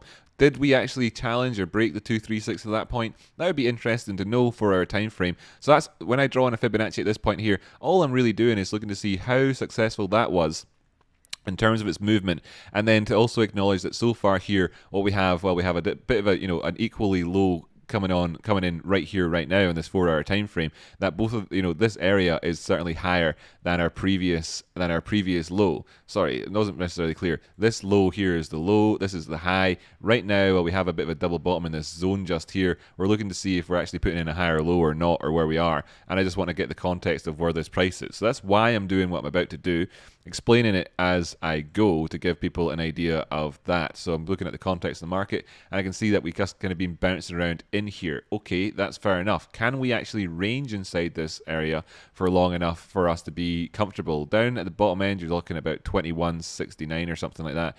Top end there, 27.30. So heck of a big percentage difference between the lows and the highs on this one, and there isn't necessarily a need to think in the meantime, as there's a 25% range to exploit, that you're necessarily looking for a trending move necessarily. Bringing up the DMI then, therefore, and seeing that it's in chop currently, it doesn't really have a strength of trend towards the downside, and we're in the chop territory.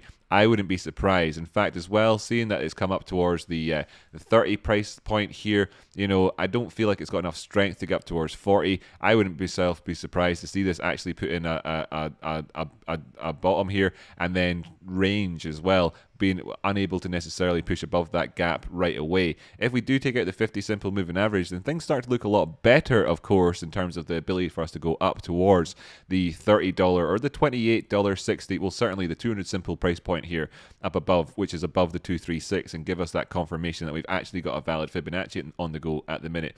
Now, what is this all operating in around at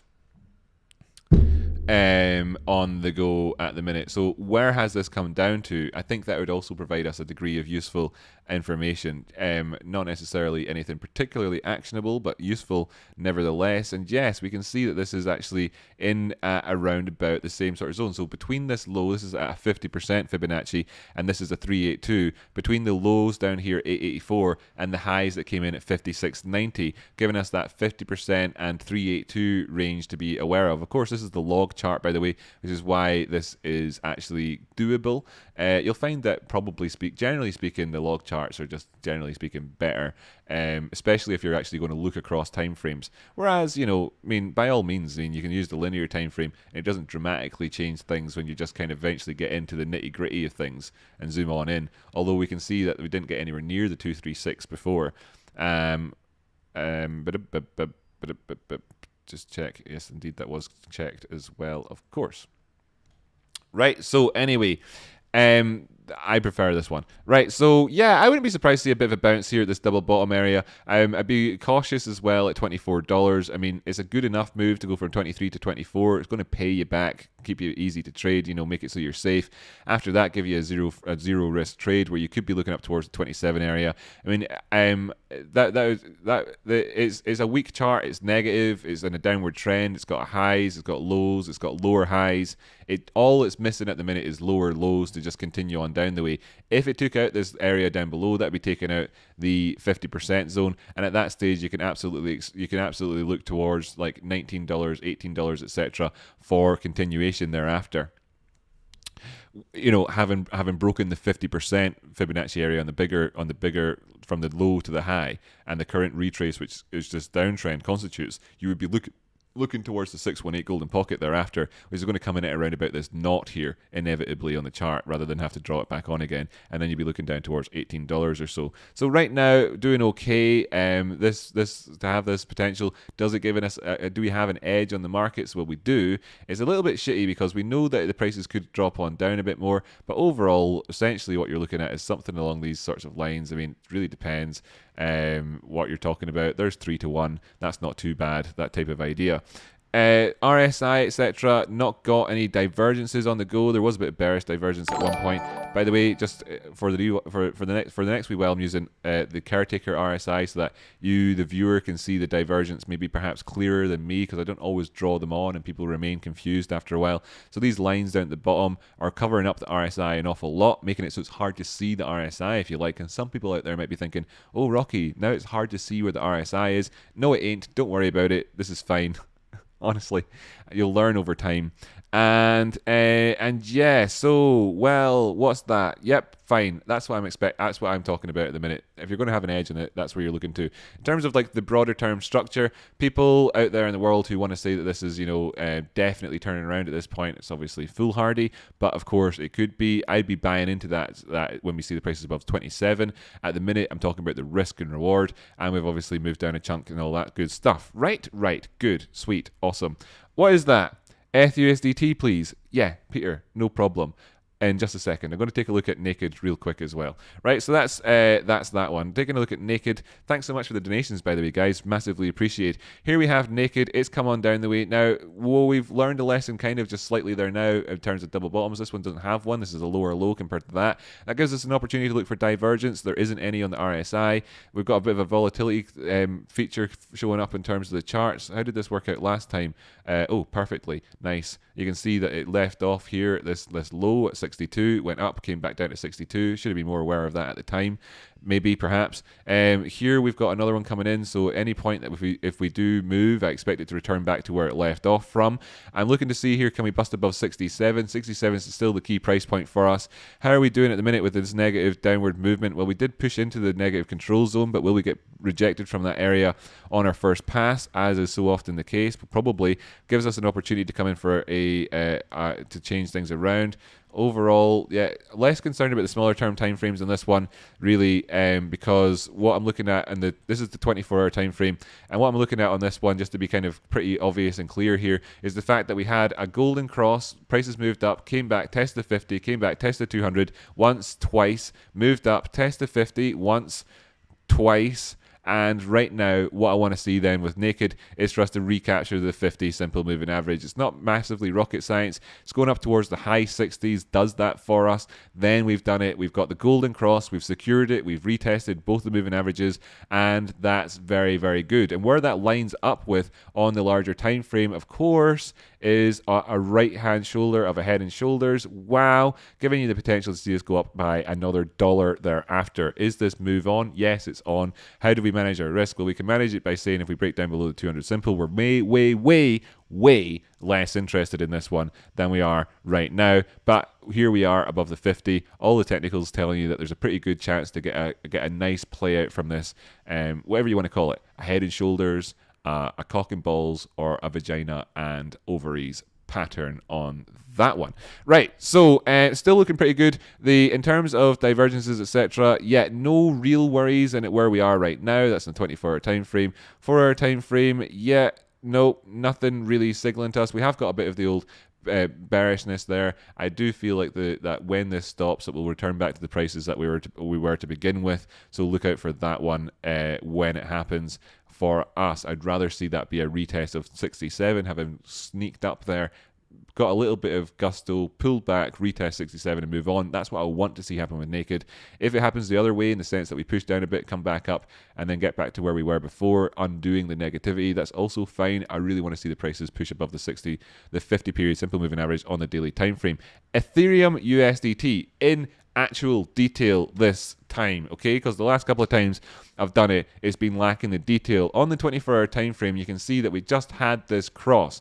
It is a positive cross. By the way, incidentally, looks pretty strong versus Bitcoin at the minute, Ethereum as well, or it has done for the last few days, and we're hoping obviously that strength more or less remains in place. And we're getting this crossover here on the DMI, just as we, of course, we have the ADX moving away from 25 below 25 into the area. It's still above 20. It's not like a cross where the ADX is still strong and we've just maintained that momentum, swerved right around the way, and then kept on going without losing momentum. No, we are losing some momentum, but it's still in place there. We could still be looking good. It is a positive cross, 24-hour time frame. All that is good stuff, but it's all not perfect in the same way that we've moved above the neutral line here. It's good stuff. It's not necessarily perfect as we look at the prices here.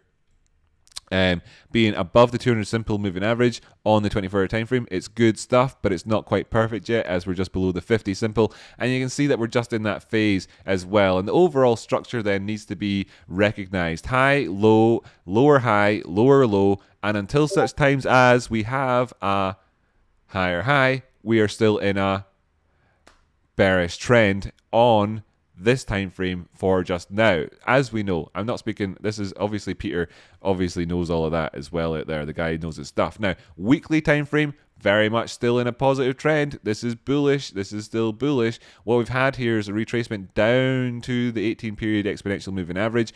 Found support at it, tested it again. Well, actually, we looked down, we wicked down below it, we closed below it, but then we didn't get confirmation in times of multiple closes below it. Instead, we pushed right back up, and it looks like we're on the way here at the start of this week. It's Tuesday, we're into it a wee bit already, that we're doing okay. So on the broad perspective, what do we need? What is the pivot point? Well, the pivot point for us is $2,222.22, and then all of the micro senses out there. That's kind of what I would be looking at in terms of my little pivot at the minute. Trading above and below those two price points right now is fairly decent. We're not actually got any strength of trend to say that we're moving away from it as yet, but we've not undone the good bullish trend that's there. Just had an incredibly full on retracement, of course, from those highs down to those lows. That's actually 65%. 65%. I know it doesn't look like it because of where we are here, but that's 65%. Yes, 65%. Yes, 65%. Yes, crazy. If we're going to look for then a bear market to start, how could this start for us? And we know that if we don't actually take out these previous highs and trend up the way, then on a broader perspective, that it doesn't look that good, and we could be trending down. We could spend 6 months in a malaise. And how do we need to do that? Well, unfortunately, because of the massive rise up that we had before we pulled back, I'd actually personally, you'll remember because you're watching at the time when I sold my Ethereum position, much rather would have seen the prices pull back from there than ultimately where they did go to, although I was calling for the prices to go up towards all the fours at 4,444. That was and is and actually ultimately became the next destination, but the result has obviously been very, very harsh, and it puts us in a position where we're looking at the broader term structure and saying, well, now we actually need to get up towards 4,700 before we can actually start to be properly positive on this one. Anyway, that's still all on the cards. Like I say, 24-hour time frame has got this has enough movement on here to say that it's downward trending, but of course, people will be welcome to debate it. But bringing up the 1-hour time frame and hitting the auto button, you can see then, of course, that there was a lot of downward movement, and that this, while it is in a short-term 1-hour upward trend, that we're still yet to do a few key things. So how are we doing in terms of the 1-hour upward trend? We had this cross, we retested both the 50 and the 200. People out there in the audience, no doubt, who haven't seen this concept before, starting to be a bit blown away by the power of this knowledge here, no doubt, as we see that we tested the 200 simple. Yes, I know. It's amazing. I know, it's amazing, right? Yeah, I know. Technical analysis works. I know. It's amazing. Yeah, I know. But here we are. And so far we're above it, pointing towards the top side, looking pretty good overall. But bearing in mind, we did have that bearish divergence just there, came back down, hit the 200, and we've not taken it out as yet. Same problem again, market structure. So are we going to fail at this point here? Well, to be perfectly frank, there was an edge to sort of short it down the way here. I am obviously, though, bullish on this. I'm going to remain bullish in terms of the lows, the highs, the higher lows, the higher highs, the higher lows, and hope to see then, of course, higher highs. 2,450 is another inflection point for me. If we're going to make it up past an area, then 2,450 is the start of the point where you can actually start to look towards 2,700, etc. Now, so 1 hour time frame then, what do we have on the DMI? Do we have that strength or not? No, chop territory. We did get across, but still a little bit choppy. So, and we can see that still a little bit choppy. So, well, when I smish it like that, it looks great. Not taking it as market structures at this low. Overall, actually, you know what? Nah. Right. This looks great, really positive. Wouldn't mind seeing a pullback on this one, which actually represents a higher low on a different time frame. This is flux along the way. There's not a great enough movement to have really put in a higher low. Overall, I'm playing it one of two ways. Either I'm looking up towards the 200 simple period moving average, either I'm looking up towards the 50 simple period moving average here and saying if we break it, we're good to go, resistance up above, or I'm looking down to the 200 simple average on the 24-hour time frame personally, and I wouldn't mind right now shorting this down towards 2,000 again.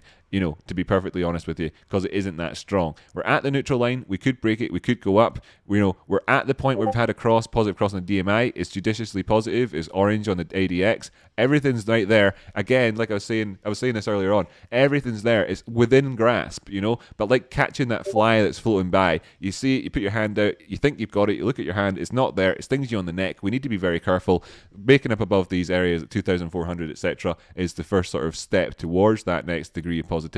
Overall, for me, I'd be rather buying it at 2,000 than buying it right now if there was a choice on that front. I hope that was in some way helpful. I really just appreciate you being here, buddy. Right, and then the next one that came in was...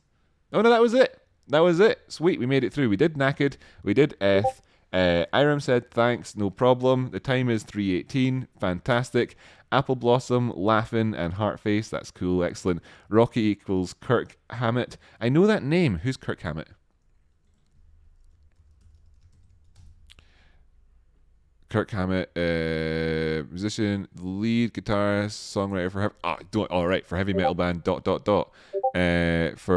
lead guitarist for heavy metal, Metallic. Yes, Kirk. Kirk Hammett. Kirk. Oh, there he is. There. Oh, you're joking. Oh, that's not how I even picture him myself, to be honest, because I've now got old. That's sweet. Oh, that's nice. That's a nice one. What's that picture? People enjoy talking. Metallica, Kirk Hammett defends Lulu, the band's darling and notorious Lou Reed album.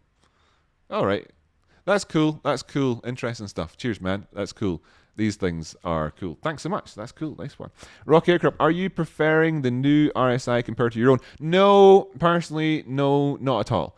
That's not a criticism at all. Personally, no, not at all. The thing is, it's that it's cool. It's cool. And there's really nice features about it that I really like, and I massively respect the information I'm getting here.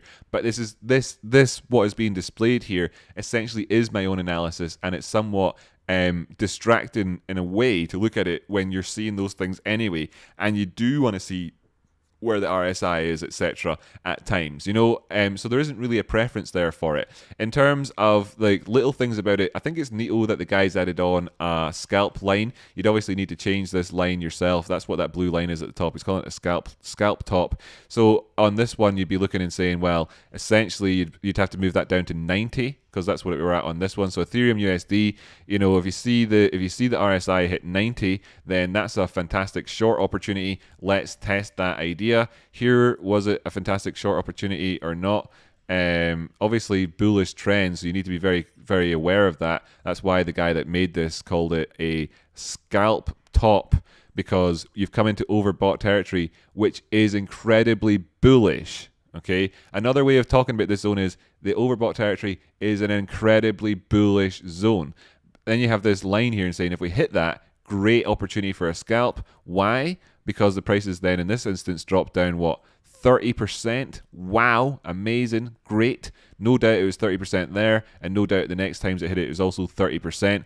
but it's a bullish trend, really bullish. So why would you? So he's calling it. So it's ironic. It's almost an ironic name, saying it's a scalp top for 30. But you're talking about, if you were on a small term time frame, it would be just a scalp trade, right? In terms of this one, you might even consider that to be like a swing trade lasting a couple of days. It's not actually. It's just a whatever. Who cares, right?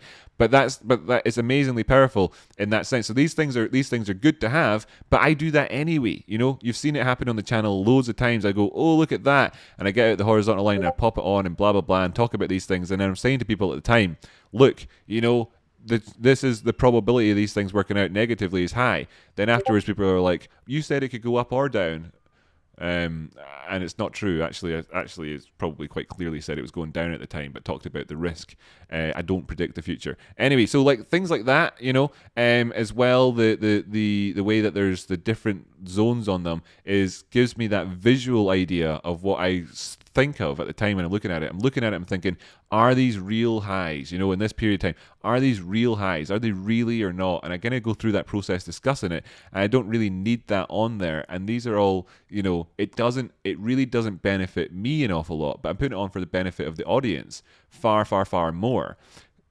However, right, what do I like about it? And it is what do I personally really like about this? And I'll show you here. And it's something that I'm not going to talk about an awful lot on the channel. But you asked me what do I think about it, so I'm going to give you my personal opinion. See in this area just here, which I've just circled, and this area just here down below, which I've circled. And then it came down to this low next, and it's drawn in the divergence between these 2 points. As we can see here, the low originally was here. Here was the low originally. Let me just get rid of all that crap. Here, this constitutes like a part of a serious review of this thing from the point of view of somebody who cares and really respects the person that made it and is using it for reasons other than necessarily just for themselves. Partly probably why the guy made it as well. And then is looking beyond the headline things and wants to really investigate the interesting nuances that appear on it. And this is where I personally will extract value from it, but I'll also probably never really talk about it all that much on the channel.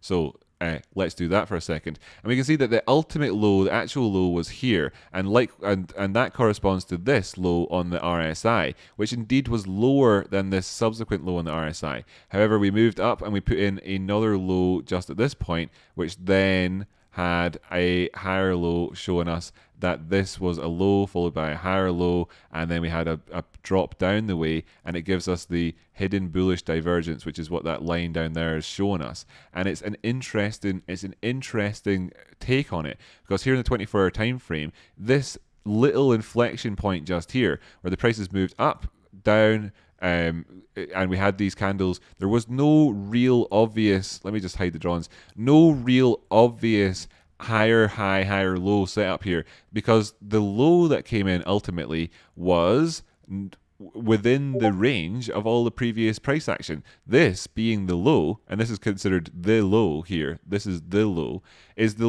because of the relationship between the wick on this candle, which pushed down past those previous wicks, and of course the wick up here, which was high enough up from the wick down below to really constitute enough of a range in price of over 10% to really give you that idea that you've got one on there. And there's an interesting little nuance between these 2 points where you've got hidden bullish divergence as part of a phase in price action which otherwise is consolidating, where you have a high, a low, a lower high, and a higher low. And it's like, hey, what? Which one is which, or whatever. But this is the start of this bullish movement, and then retrospectively, this is this all upward bullish trend and moves. And this is an inflection point, and it's curious, right? So that sort of thing is like, hey, that's super interesting, well done, buddy. But in terms of just like, which one do I prefer? Well, I don't mind too much, because he's constructed the key components in the background the same way as what I happen to choose independently myself, to do them our way, which is different from the way that tradition that anybody else I've ever seen using them do it, which is kind of interesting, right? And I think, well, F yes, so we're on the same wavelength with regards to these zones. It'd be super flattering if it turned out that he'd actually decided to do that because he'd seen my one. Who knows? It could have happened. I highly doubt it. It's probably just that great minds think alike thing.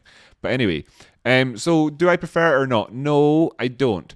But I think that there's value to be extracted from me in there, which is really interesting, which I may or may not necessarily refer to on the channel. Although I might refer to it, I just simply say, "Hey, look at this." And then there's the other thing that we talked about yesterday. And I'm sorry for banging on about this so much for people who aren't interested. But this constitutes a discussion of the RSI as well as a sort of review of this thing. It also discusses what is the RSI, how can we use it, etc. Now, J. Wells Wilder Jr., probably himself, the guy that invented the RSI, wouldn't necessarily have been looking between these zones here on the go at the minute. He wouldn't have been looking between them. But we can see here that we have, of course, this bullish divergence indicator showing us that between that low, which is this low in here, and then between the next low over here, that, of course, there's this divergence happening between there. And that's not typically how I look at divergence myself. So overall, I remain somewhat worried about the Ethereum price here, and I'm not wanting to say it's like great until we're above 2,408. I'm certainly not trading off the back of this signal alone, although had I done so, I could have maybe have got 10% movement in price, and that's pretty good. So I'm curious as to the relationship between interspersal divergences that happen between larger macro movements in the market to give you an extra edge, while really you're just exploiting fuckery on the bigger scale, because that's what that is. That pans out as being fuckery on the bigger scale. And I think that that's a really interesting little nuanced dynamic. To me, I'm seeing it here because I'm used to trading and I understand these things. The caretaker's seeing it there maybe for the same reason, and also because he programmed it in and was like, maybe I should leave this, maybe I should take it out. No, I'll leave it because it's really interesting and it's an interesting thing.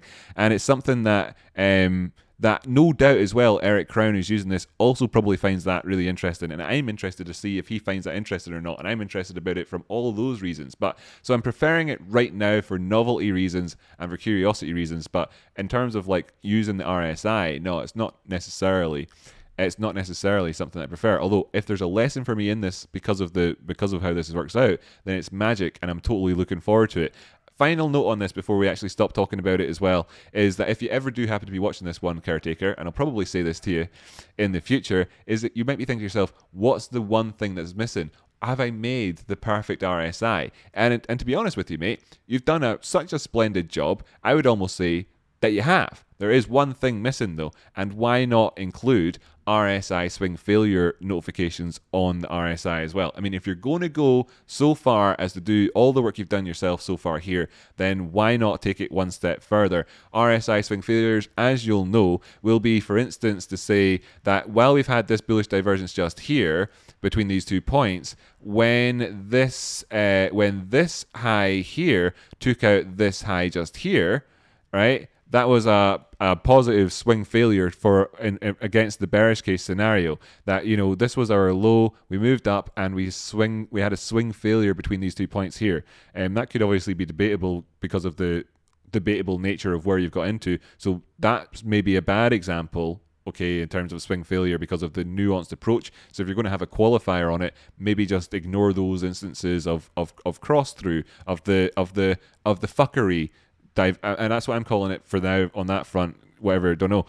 You could cancel them out and instead look to this, I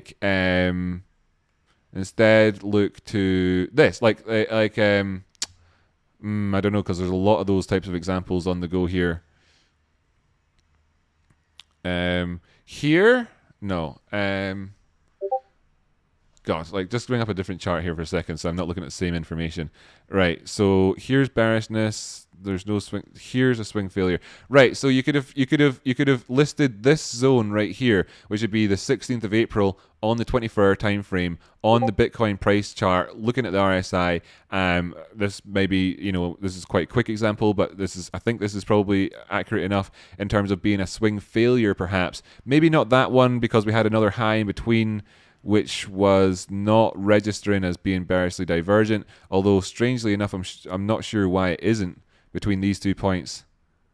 In fact, there you go, mate. I don't know what's going on with this at the minute, right? See, this is the curious thing for me. Between this high and this high, which is between the high on the 13th of March and the high on the 16th of April, we have, of course, got bearish divergence right here. But it's not showing up on the indicator. And then ultimately, then when we push down past the neutral line just here, we had a swing failure just in here. Now we did rise up again, but of course, this was when, and this is whenever I did that video, how to tell about judges, like how to anticipate drops like this in the market, and that's probably quite a key point there. So interesting stuff, and I think that goes very much to the heart of both why right now I'm enjoying using this thing and I really like it, and you could say in many ways that I prefer it, and also why ultimately I don't prefer it over the other RSI, but me saying that is not a criticism in and of itself of the work that the man did at all. It's simply to do with the nuanced approach to looking at something over a period of a number of years. And then finally, there's that third case where I think that it's got an incredible potential there and has more scope. So that there was a fairly perhaps at the expense of the audience. I'm not sure, but a wholehearted appraisal of what we're looking at there, and my best attempt to answer your question, and ultimately answers, I suppose, is no. But that's where we are. Epiphany Jones says, this is super interesting. Yeah, it's about as interest. Thanks, Epiphany Jones. For me personally, that's probably that conversation I just had there now. And I don't know if the caretaker guy that will ever see it himself, is probably the most interesting conversation I've had with technical analysis for quite some time. And it's those things which I find incredibly fascinating. And this is why that we stand on the shoulders of giants when we're looking at these, when we're looking at anything that we do, we're standing on the shoulders of giants always. So fantastic. Well, we've made it to 3:33. There's 108 concurrent viewers, so some people have tuned out. That's pretty cool. And we've done all of the requests, apart from the ones that Minner just reminded me for. Sweet. So I'm going to do that. So what we're going to do here for the rest of the show is no more requests coming in, unless you do a super chat or a donation or something. Then I'll take a look at it. But no more requests now. I'm going to look at MMAT, IDEX, Luna. I'm presuming that's the cryptocurrency, not too sure, and as well the Norwegian krona. I'm assuming that's the forex pair, so that's pretty cool. We're going to do a couple of stocks, a cryptocurrency, and a forex pairing before we tune out, and then after that, then I'll do the reverse. I'll do the reverse roll call. Say thank you to everybody for tuning in, and then redirect you over towards TradeSpot and Stream as well. If hopefully that's pretty cool. That is right. Sweet, nice one. So MMAT. Is this the one that was? Is this? Yeah, this is Metamaterials. It's been around for a while. Yeah, this is Metamaterials. Oh, look what we did. Honestly, can't remember my technical analysis on this one.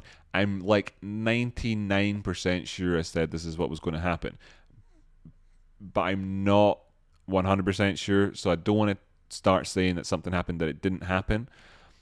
But briefly, this was a big move up. This drop down was fairly predictable.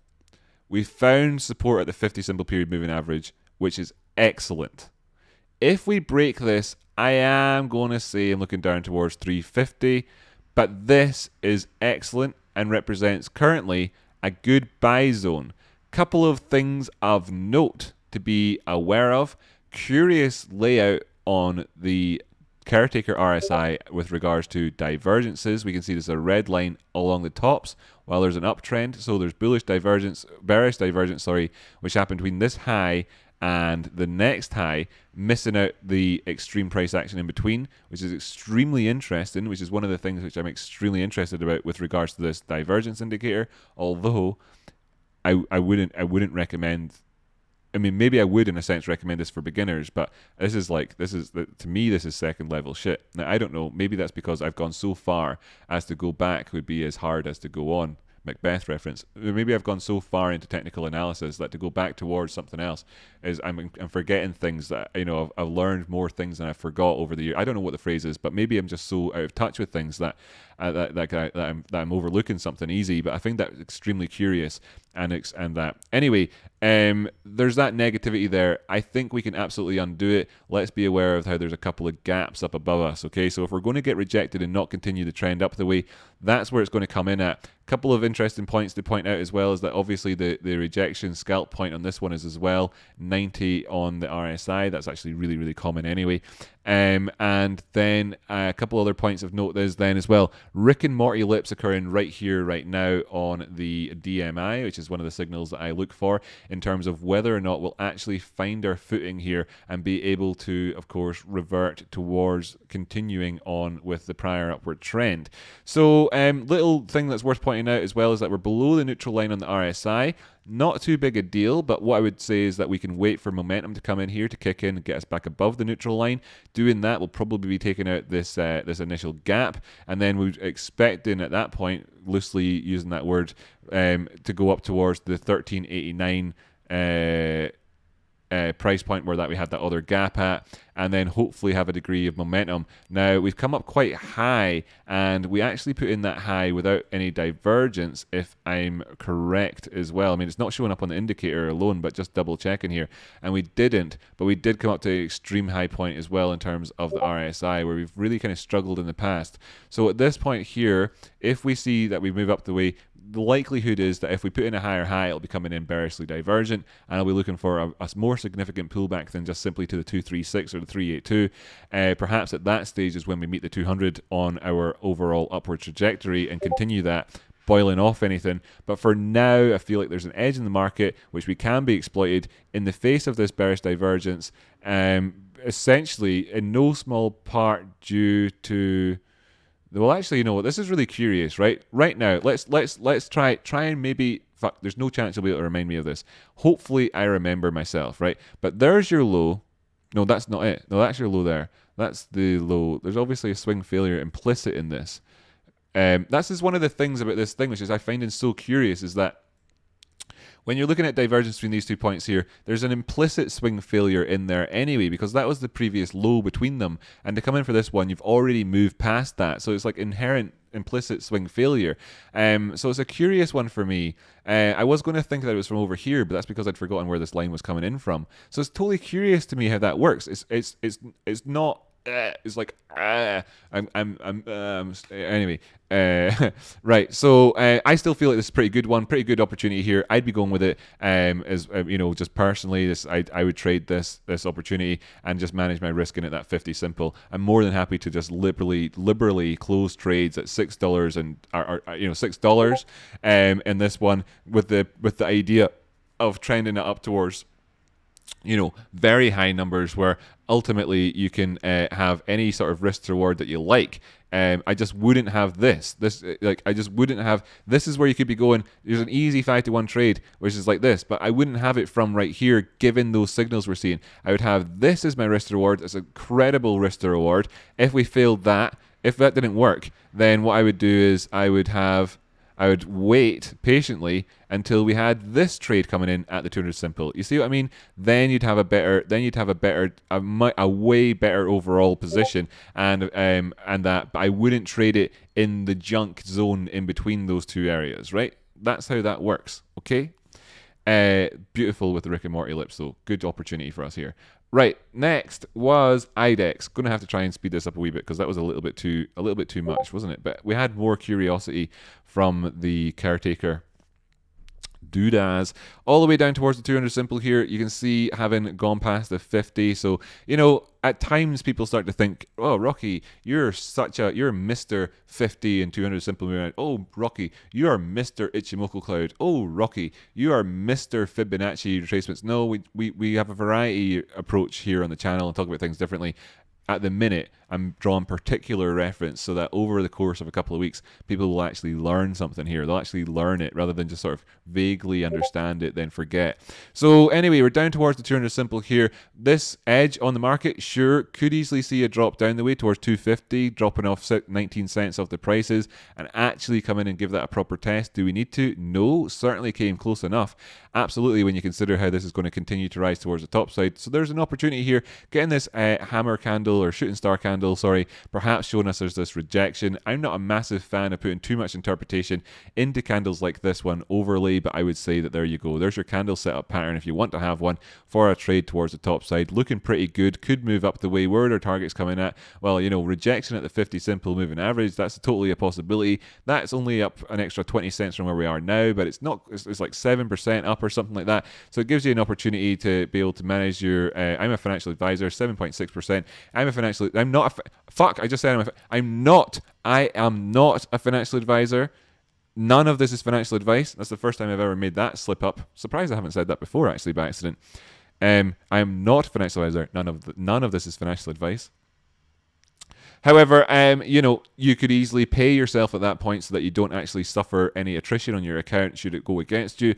And then thereafter, where would your target be coming in at? Well, if we just also acknowledge while we're here that the 618 is right at the previous high, it might be worth bearing in mind the market structure and the Fibonacci along the way here. I drew that in purely because it was kind of looked pretty obvious to me when I was looking at it. But that's what I wouldn't have mentioned that. I would have just said simply, if we do go up past these areas, we are in a positive position. There is, a little bit of flux on the go here. I would be looking towards my previous highs. That's coming in at 320. Now, do we actually have a chance to continue on with this overall upward trend? And we most certainly do, but how's it looking at the minute? It's not giving us that sort of, you're buying into a positive, strong upward strength of trend there on that time frame. On the 4-hour time frame, it's not giving you that idea there either. On the 1-hour time frame, it is absolutely horrifically not giving you that idea now either in any way. Although I would absolutely say that this is indeed an ideal time to see this turning around, flying down the way with a bit of positivity here, enough of a turnaround to keep this ADX so it actually hits 50 before dropping off. Chef kiss opportunity. So opportunity knocks on us on this one for us with that candle, with that setup. Are we buying into a macro trend? No, we're not. We're not riding the trend at this point. We're getting in early, if that's the case, on the turnaround from where we are. Indeed, if you're looking at it from a real big swing trader point of view and you want to say on the weekly time frame that you're riding the trend, well, you're not, because on the weekly time frame, despite having been in an upward trend since the 9th of March 2020, that is indeed over a year, it's not there yet. It's not there. Look at this. It's not there yet. Close though, but we're not there yet. And we're hoping to see this Rick and Morty lips that happened up there indeed continue to be the case. Next one was Luna. Check it out. Knocking these out the park. Now I'm going to assume, I don't know. There's nothing in there. I'll do half and half. Here's Luna. Upward trend, looking good, looking strong. Bearish divergence between these highs. Expect a pullback. Not really tested the 50 simple at this point here. Is this enough for us just to say there's a higher low? Not quite. I'm looking on this one towards maybe $7. $7 for me. Testing down past the 50 simple on the weekly time frame. Over here in the 24-hour time frame, how does that look? $7. Where would that be coming in at? Is this bearishly divergent here as well? Should be. Hidden bearish divergence. Yep, excellent. Yeah, so I'm looking down here towards $9. If that doesn't survive in terms of our market structure, then I'm looking towards $7. $9 pivot to take me to 7. Elsewise, I'm looking to see if we can make it above the 50 simple. I'm not bullish on this while it's below $11. Then Luna versus USDT.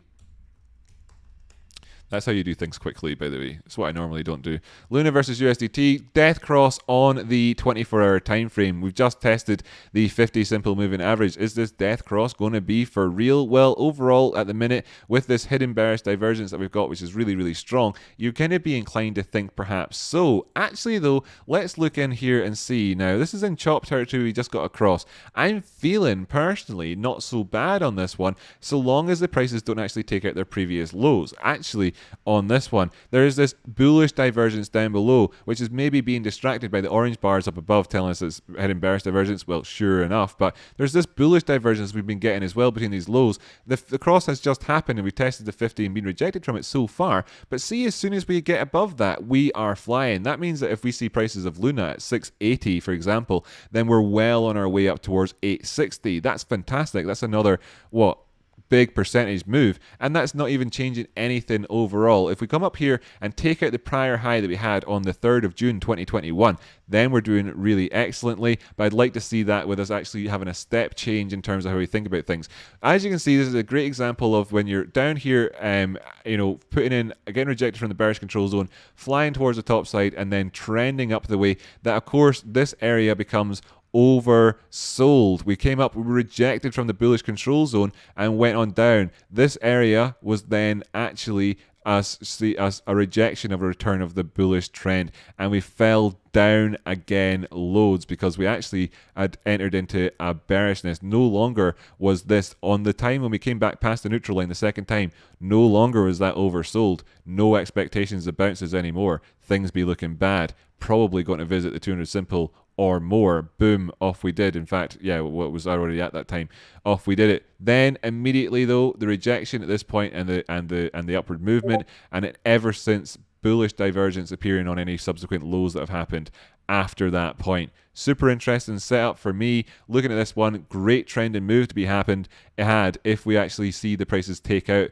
880, but a really, really, great negative bearish trend to be bought into if we actually see them be rejected from that price and then sink on down, taking out the 50 simple moving average subsequently again and failing to have a positive cross. So really interesting setup on this one. Definitely worth looking into a bit more. I'm curious as to how this pans out. Might as well get a quick qualifier here in the 4-hour time frame. Yep, okay, so we've got two of these zones right now there, just as the last one. Zooming on in a bit here as well. So we had that, it ended before, it ended down here. We've come back and revisited it again. We don't need to anymore. Just got the positive cross. Yeah, mwah, mwah, mwah, mwah. Nice setup on this one if you want to go for it. Manage your risk appropriately. You'll be thanking me come 3 or 4 days time. Then what was the last one as well? I'm sorry for everybody who's potentially in the chat right now saying, Rocky, stop it. It's too much. We didn't ask you for all this or some crap like that. But I'm going to just keep on going because the last one was of course, the North Korean killers. NOK. That's right. Oh no, Nokia. Sorry, not the North Koreans. The Nokia. It wasn't. Well, wait a minute. I said that we would do future. No, fuck it. I'm not doing Nokia. Look, actually, no. Here's Nokia, right? Nokia's chart's always boring and shit. But anyway, here we have it. Oh, it's not so boring and shit. Oh, fantastic. Oh, what a move. Oh, great. Sorry. Oh, spoke too soon, Rocky. But then again, up here, rejected. Is that bearish divergence? Yeah, it is. Is it? It's not showing up because of the wicks. It's an interesting component of his chart. Yeah, another interesting component of the thingy here between these two highs. That's actually a higher high in terms of body closures. Over here, of course, much lower. Not seeing the bearish divergence on that one. Maybe should be pointed out. So interesting for us. We're above the 50 simple moving average. We could, of course, flick down, take that out, and that would be a Fibonacci area. That would be, of course, the 50%. We're above the 50% right now, though. So if we find support of this area, it's looking bullish. I mean, the chart is bullish enough. We're in a positive strength trend. We rejected from the very unusual 50 line and then back down to the 40 line there, and that at the minute we're above 30 though, so that's decent overall. Yeah, okay, managing risk on any move here, no point in being in trades while it's below the 50 simple moving average overall. Yes, there was a time here, but you can buy into momentum. You get that momentum rewarded if you do actually take above the 50, because look, I mean, you got up an extra 6% there. So, you might have lost out on a couple of percent, ditched your trade, got rewarded with 6%. That's not bad, not sniffing at that. And then, so operating around the 50 simple, no problem for me, being very, very aware of how there's obviously profit taking coming in there at 559. That's freaky deaky, in fact, how that came up towards that area. Obviously, I'd laid this out somehow appropriately in the past. Do all these arrows suggest that I'm something as well? I'm not really sure what I said about this last time. I don't want to blow smoke up my own arse. I'm going to just assume that I pointed out that we were getting that we've moved above the 200 simple, rejected the cross that was there, and probably assumed that we were going up towards at least one of these zones, the 618 or the 50%. Probably, I don't know. Anyway, I did say, I think I'm pretty sure the last time I looked at it, I said that's shite though, which is why I was a bit negative about it there now. Anyway, I'm bored of this already. I really do get bored immediately looking at Nokia, so I'm going to just move on. No, sorry, everybody. And I want to look at what will we look at instead? We look at versus USD. Yeah, we'll look at it versus USD. The Norwegian krona, of course, the North Korean killers. How are we doing here on this one? Oh, bing, bong, bing, bong, bing. Excellent. What's this looking like? Oh, wow, as well. Oh, cool, interesting stuff. Well, decent setup here for us on the North Korean killers. Maybe we find that we actually get this bounce here. Now, this is incredibly, this is toppy. This is toppy, this market here. Whoops, undo. This is a toppy looking market. It's toppy, and we have then we have turned around a wee bit. But see, when we came down there and then pushed up again, if we actually get a change around, spending any time up here now in this zone after this, if we make it past the neutral line on the RSI after having done this, then we're in for another move up. Forex wise, this is going to look really small, but we could be in for something like a 5% move, which would be amazing in terms of Forex, amazing. So, but at the minute, this is incredibly negative. I would be managing my risk around about, again, like I've been talking about today, the 50 simple period moving average is 4 hour time frame, massive negativity here in the DMI. And not quite in the strength of the trend. Yeah, this chart is negative and could easily collapse, right? But there's an edge here because you can easily manage your risk. This is what makes this is one of those opportunities where it's easy enough. Now you could be like, oh no, I should have been bearish on this and just shorted it down the way, and ultimately, sure, that could actually be what you're looking at. But if you're talking about this from this point of view of maybe you could get a bounce here, managing your risk by taking out any of these wicks makes it incredibly easy to trade this thing because you don't want to be in it at that point. Even if it finds its feet and bounces from there, it's not worth it to you as an individual trader. Probably. I'm not a financial advisor. None is financial advice. I was using the wrong pronoun there when I meant to say I and saying you. Apologies. I am a pronoun dyslexic. Never mistake anything that I say for financial advice. It's really just me talking to myself out loud. So that's an opportunity for you. But again, immediately bearing in mind the fact that you would also be looking at the alternative, at that, the alternative type of scenario or whatever could easily play out as well. So where would you be looking to if we were to be going down towards the downside? I know literally nobody asked for this, but in fact, it's funnily enough, I'm doing it anyway, right? You'd be going down, I break down past the 382, easy opportunity there for that short trade to work out. Perfect, because that's where the 618 is. So you would be looking down towards that 11 area, right? So that's cool. Looking at that opportunity. What do I want to see happen? Well, I actually want to see the Norwegian krona manage to maintain its overall bullishness. Yeah, in the face of this is right at the edge, but could this operate as a bear trap? It so could, and that's what I'm looking for. I'm looking for this to be a bear trap, and I'm only buying into things when we've actually moved up above certain prices. So, move up above 11.7, I can manage my risk around about there with a move up towards 11.9, to pay myself on that trade with the anticipation of being rejected and then losing everything thereafter, and I'd be happy enough with that. That's okay. But then with the off chance that perhaps we get a 5-6% move up to then take out our, to be towards our previous highs before then continuing on the way. Right, cool. Literally nobody cares about that one apart from perhaps Matthew P.E. Forrest. I don't even know if he's tuned in right now. But there you go. Rocky, you rock. Thanks so much. Cheers, Rocky. You're welcome. Minner says lol and lol from Oppenheimer. A few smiley faces. I wonder what that was. Maybe. I don't know what that was. Apple Blossom in Existential's birth. It's Existential's birth. Happy birthday to you. Happy birthday to you. Happy birthday, Existential. Happy birthday to you. Not quite Ronaldo Moreno, but I'm doing my part. You were born in the zoo. You were born in the zoo. With monkeys and bananas. Happy birthday to you. Happy birthday, mate. Shane McGovern slow-mo hair clip on Discord. You serious? Is there? I'll check that out after. That was the I am a financial advisor for the lol. Yeah, right, okay. Yeah, whoops. Thanks for explaining that. Yeah, whoops. And we've made it to the end, right? This is it. Thanks so much. See everyone that's tuned in here. There's only 86 of you.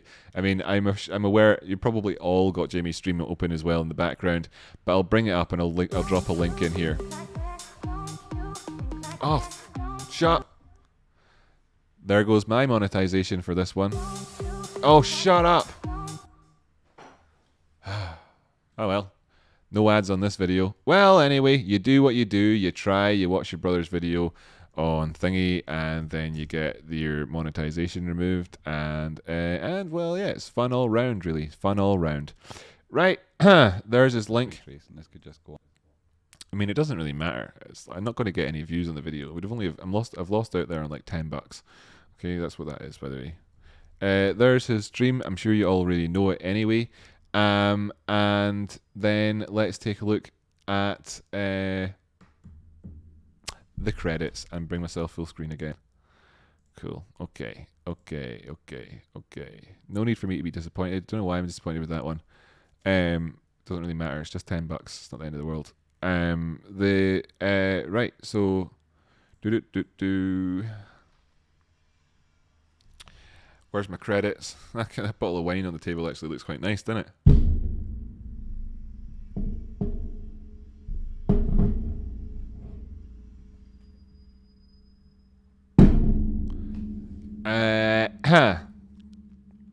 Los Creditos. Enséñame.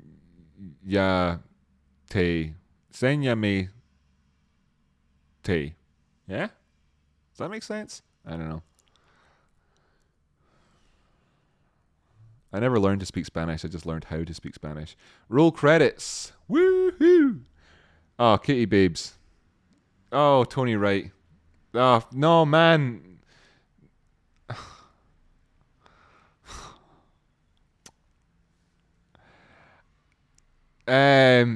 Thanks.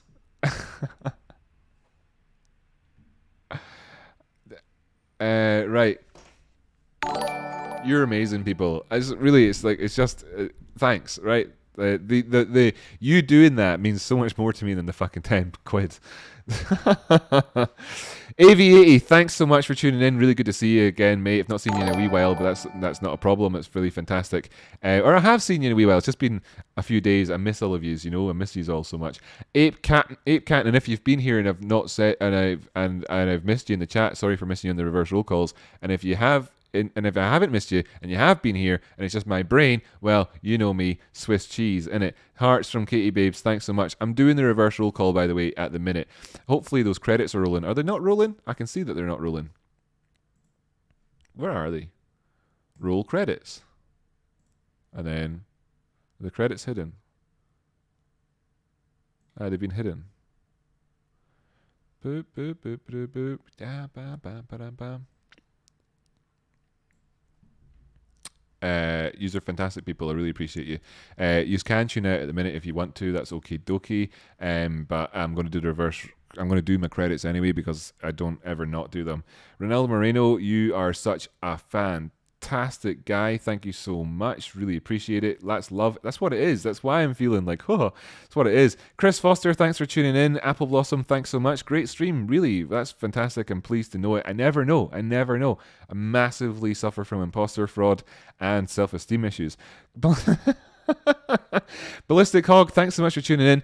Ape Can, thank you so much. Dead Money All Stars, thank you so much. Eddie B, thank you so much. You're such a nice guy, Eddie. Jess Smith, as ever, always helpful, always a really good guy, super duper. I believe you got like 15 or 30 seconds before demonetization. Don't worry. Oh, brilliant, fantastic. I'm not worried though. I'm not worried. It's just like, I'm an idiot. Just it's like it's the same feeling you get when you stand in poo. It's like you're like, I'm not gonna cry. I'm not gonna cry about it. Marty V, again, thanks so much, man. Your thumbnails are fantastic. In fact, if you are here, no problem if you're not. But if you are, I need to get a thumbnail for like The overall, I don't know, man, whatever, the live stream type thing, but it's all good, man. I'm not going to put any pressure on you to do anything. You've already knocked out the park. You should probably just use the Canva thing you made for me and stop being such an idiot. Minner, thanks for tuning in. Christy, Christ, thanks so much as well. Tony Wright, you are always a nice guy, a fantastic man. Thank you so much for doing what you do in the Discord. By the way, everybody should know Tony Wright does a Q&A every Monday in there to help people with their trading. It's really fantastic. It really helps. 4,550 is my medium term take profit. Glad we are in agreement, says Peter Hewer. There you go. What a great guy as well he is. Thank you so much. He already knew. There's a guy donating to ask me to do some TA. He already knew. He already knew it. He already knows it all anyway. He's just a nice guy. He's just trying to be a nice guy. I appreciate him so much. Yeah, so Iram, thanks so much. Purple Haze, Native Flight, Stever, Bad Mama Jama, as ever, really appreciated. Kala Kala, lovely to see you as well. Oppenheimer, you're such a great dude. M Bez, thank you. Aaron Pauling, yes, Aaron Pauling. He's not Breaking Badding Aaron Pauling. He's just Aaron Pauling to begin with, and that's why we love him for it. Unique as ever. Gulliver, he's here. He's taken a trip from his travels to be here with us right now. Thanks so much. I believe you, mate. I believe you. Lucy in the Skies with Diamonds, thank you so much for tuning in as well. Always love seeing you here. Katie Babes, really appreciate you being here too. And D Savvy as well. Mika Monty, as she's known elsewhere. Much love. And we have, actually, you used to be known that, but you're here. Say hi to Mika and Monty for me, the cutest dogs in the world. Mighty Red, thank you so much. Your picture is a glorious piece of amazing, inspirational artwork. Art didn't know what it was until you entered the game. Thanks so much. Matt Raff, you are a legend for being here. I like Bell End. Can we have a cultural exchange of swears? There we have one. Finesse Finance with his lol. Thank you so much. D Harker, H Jones, you guys are the best as well. Dead Money All Stars, you're wonderful. And we have so many more people that I could probably go all day and still end up missing a few. Just Surmise with Bobby Bollinger, M James, 007, Mr. Bond, you know, our friend, the secret agent, Tommy Berman as well, Kalakala, Shepherd of Unicorns, Mike and Scott, and Jack Bell. And I'll finish up the reverse roll call on that front by saying thanks, Dad. Members, Brian Millen, thanks so much. Became an early supporter plus, I believe. That was really, really, really awesome of you. And to everybody that contributed with super chats and all that, yous are wonderful. So thanks so much for watching. And thanks as well to Daniel Jones, H. Jones, Tony Wright, Da Blacksian, Bad Mama Jama, Peter Hewer, and Katie Babes. So everybody that subscribed today, thanks so much. I'll see you again in another stream. And a shout out yet again to Brian Millen for that membership. Mwah. Thanks so much for tuning in. See, a couple of names definitely did get missed, you know, in there as well. We've got Amber, for instance, coming in at the end. So you got here too late, but just in time for the roll call. In fact, skin of your teeth type of stuff. Much love, y'all. I'll either see you later, and if that's going to happen, you'll know about it. I'll talk about it in Discord, or I'll be back again tomorrow with more of the same. See you then.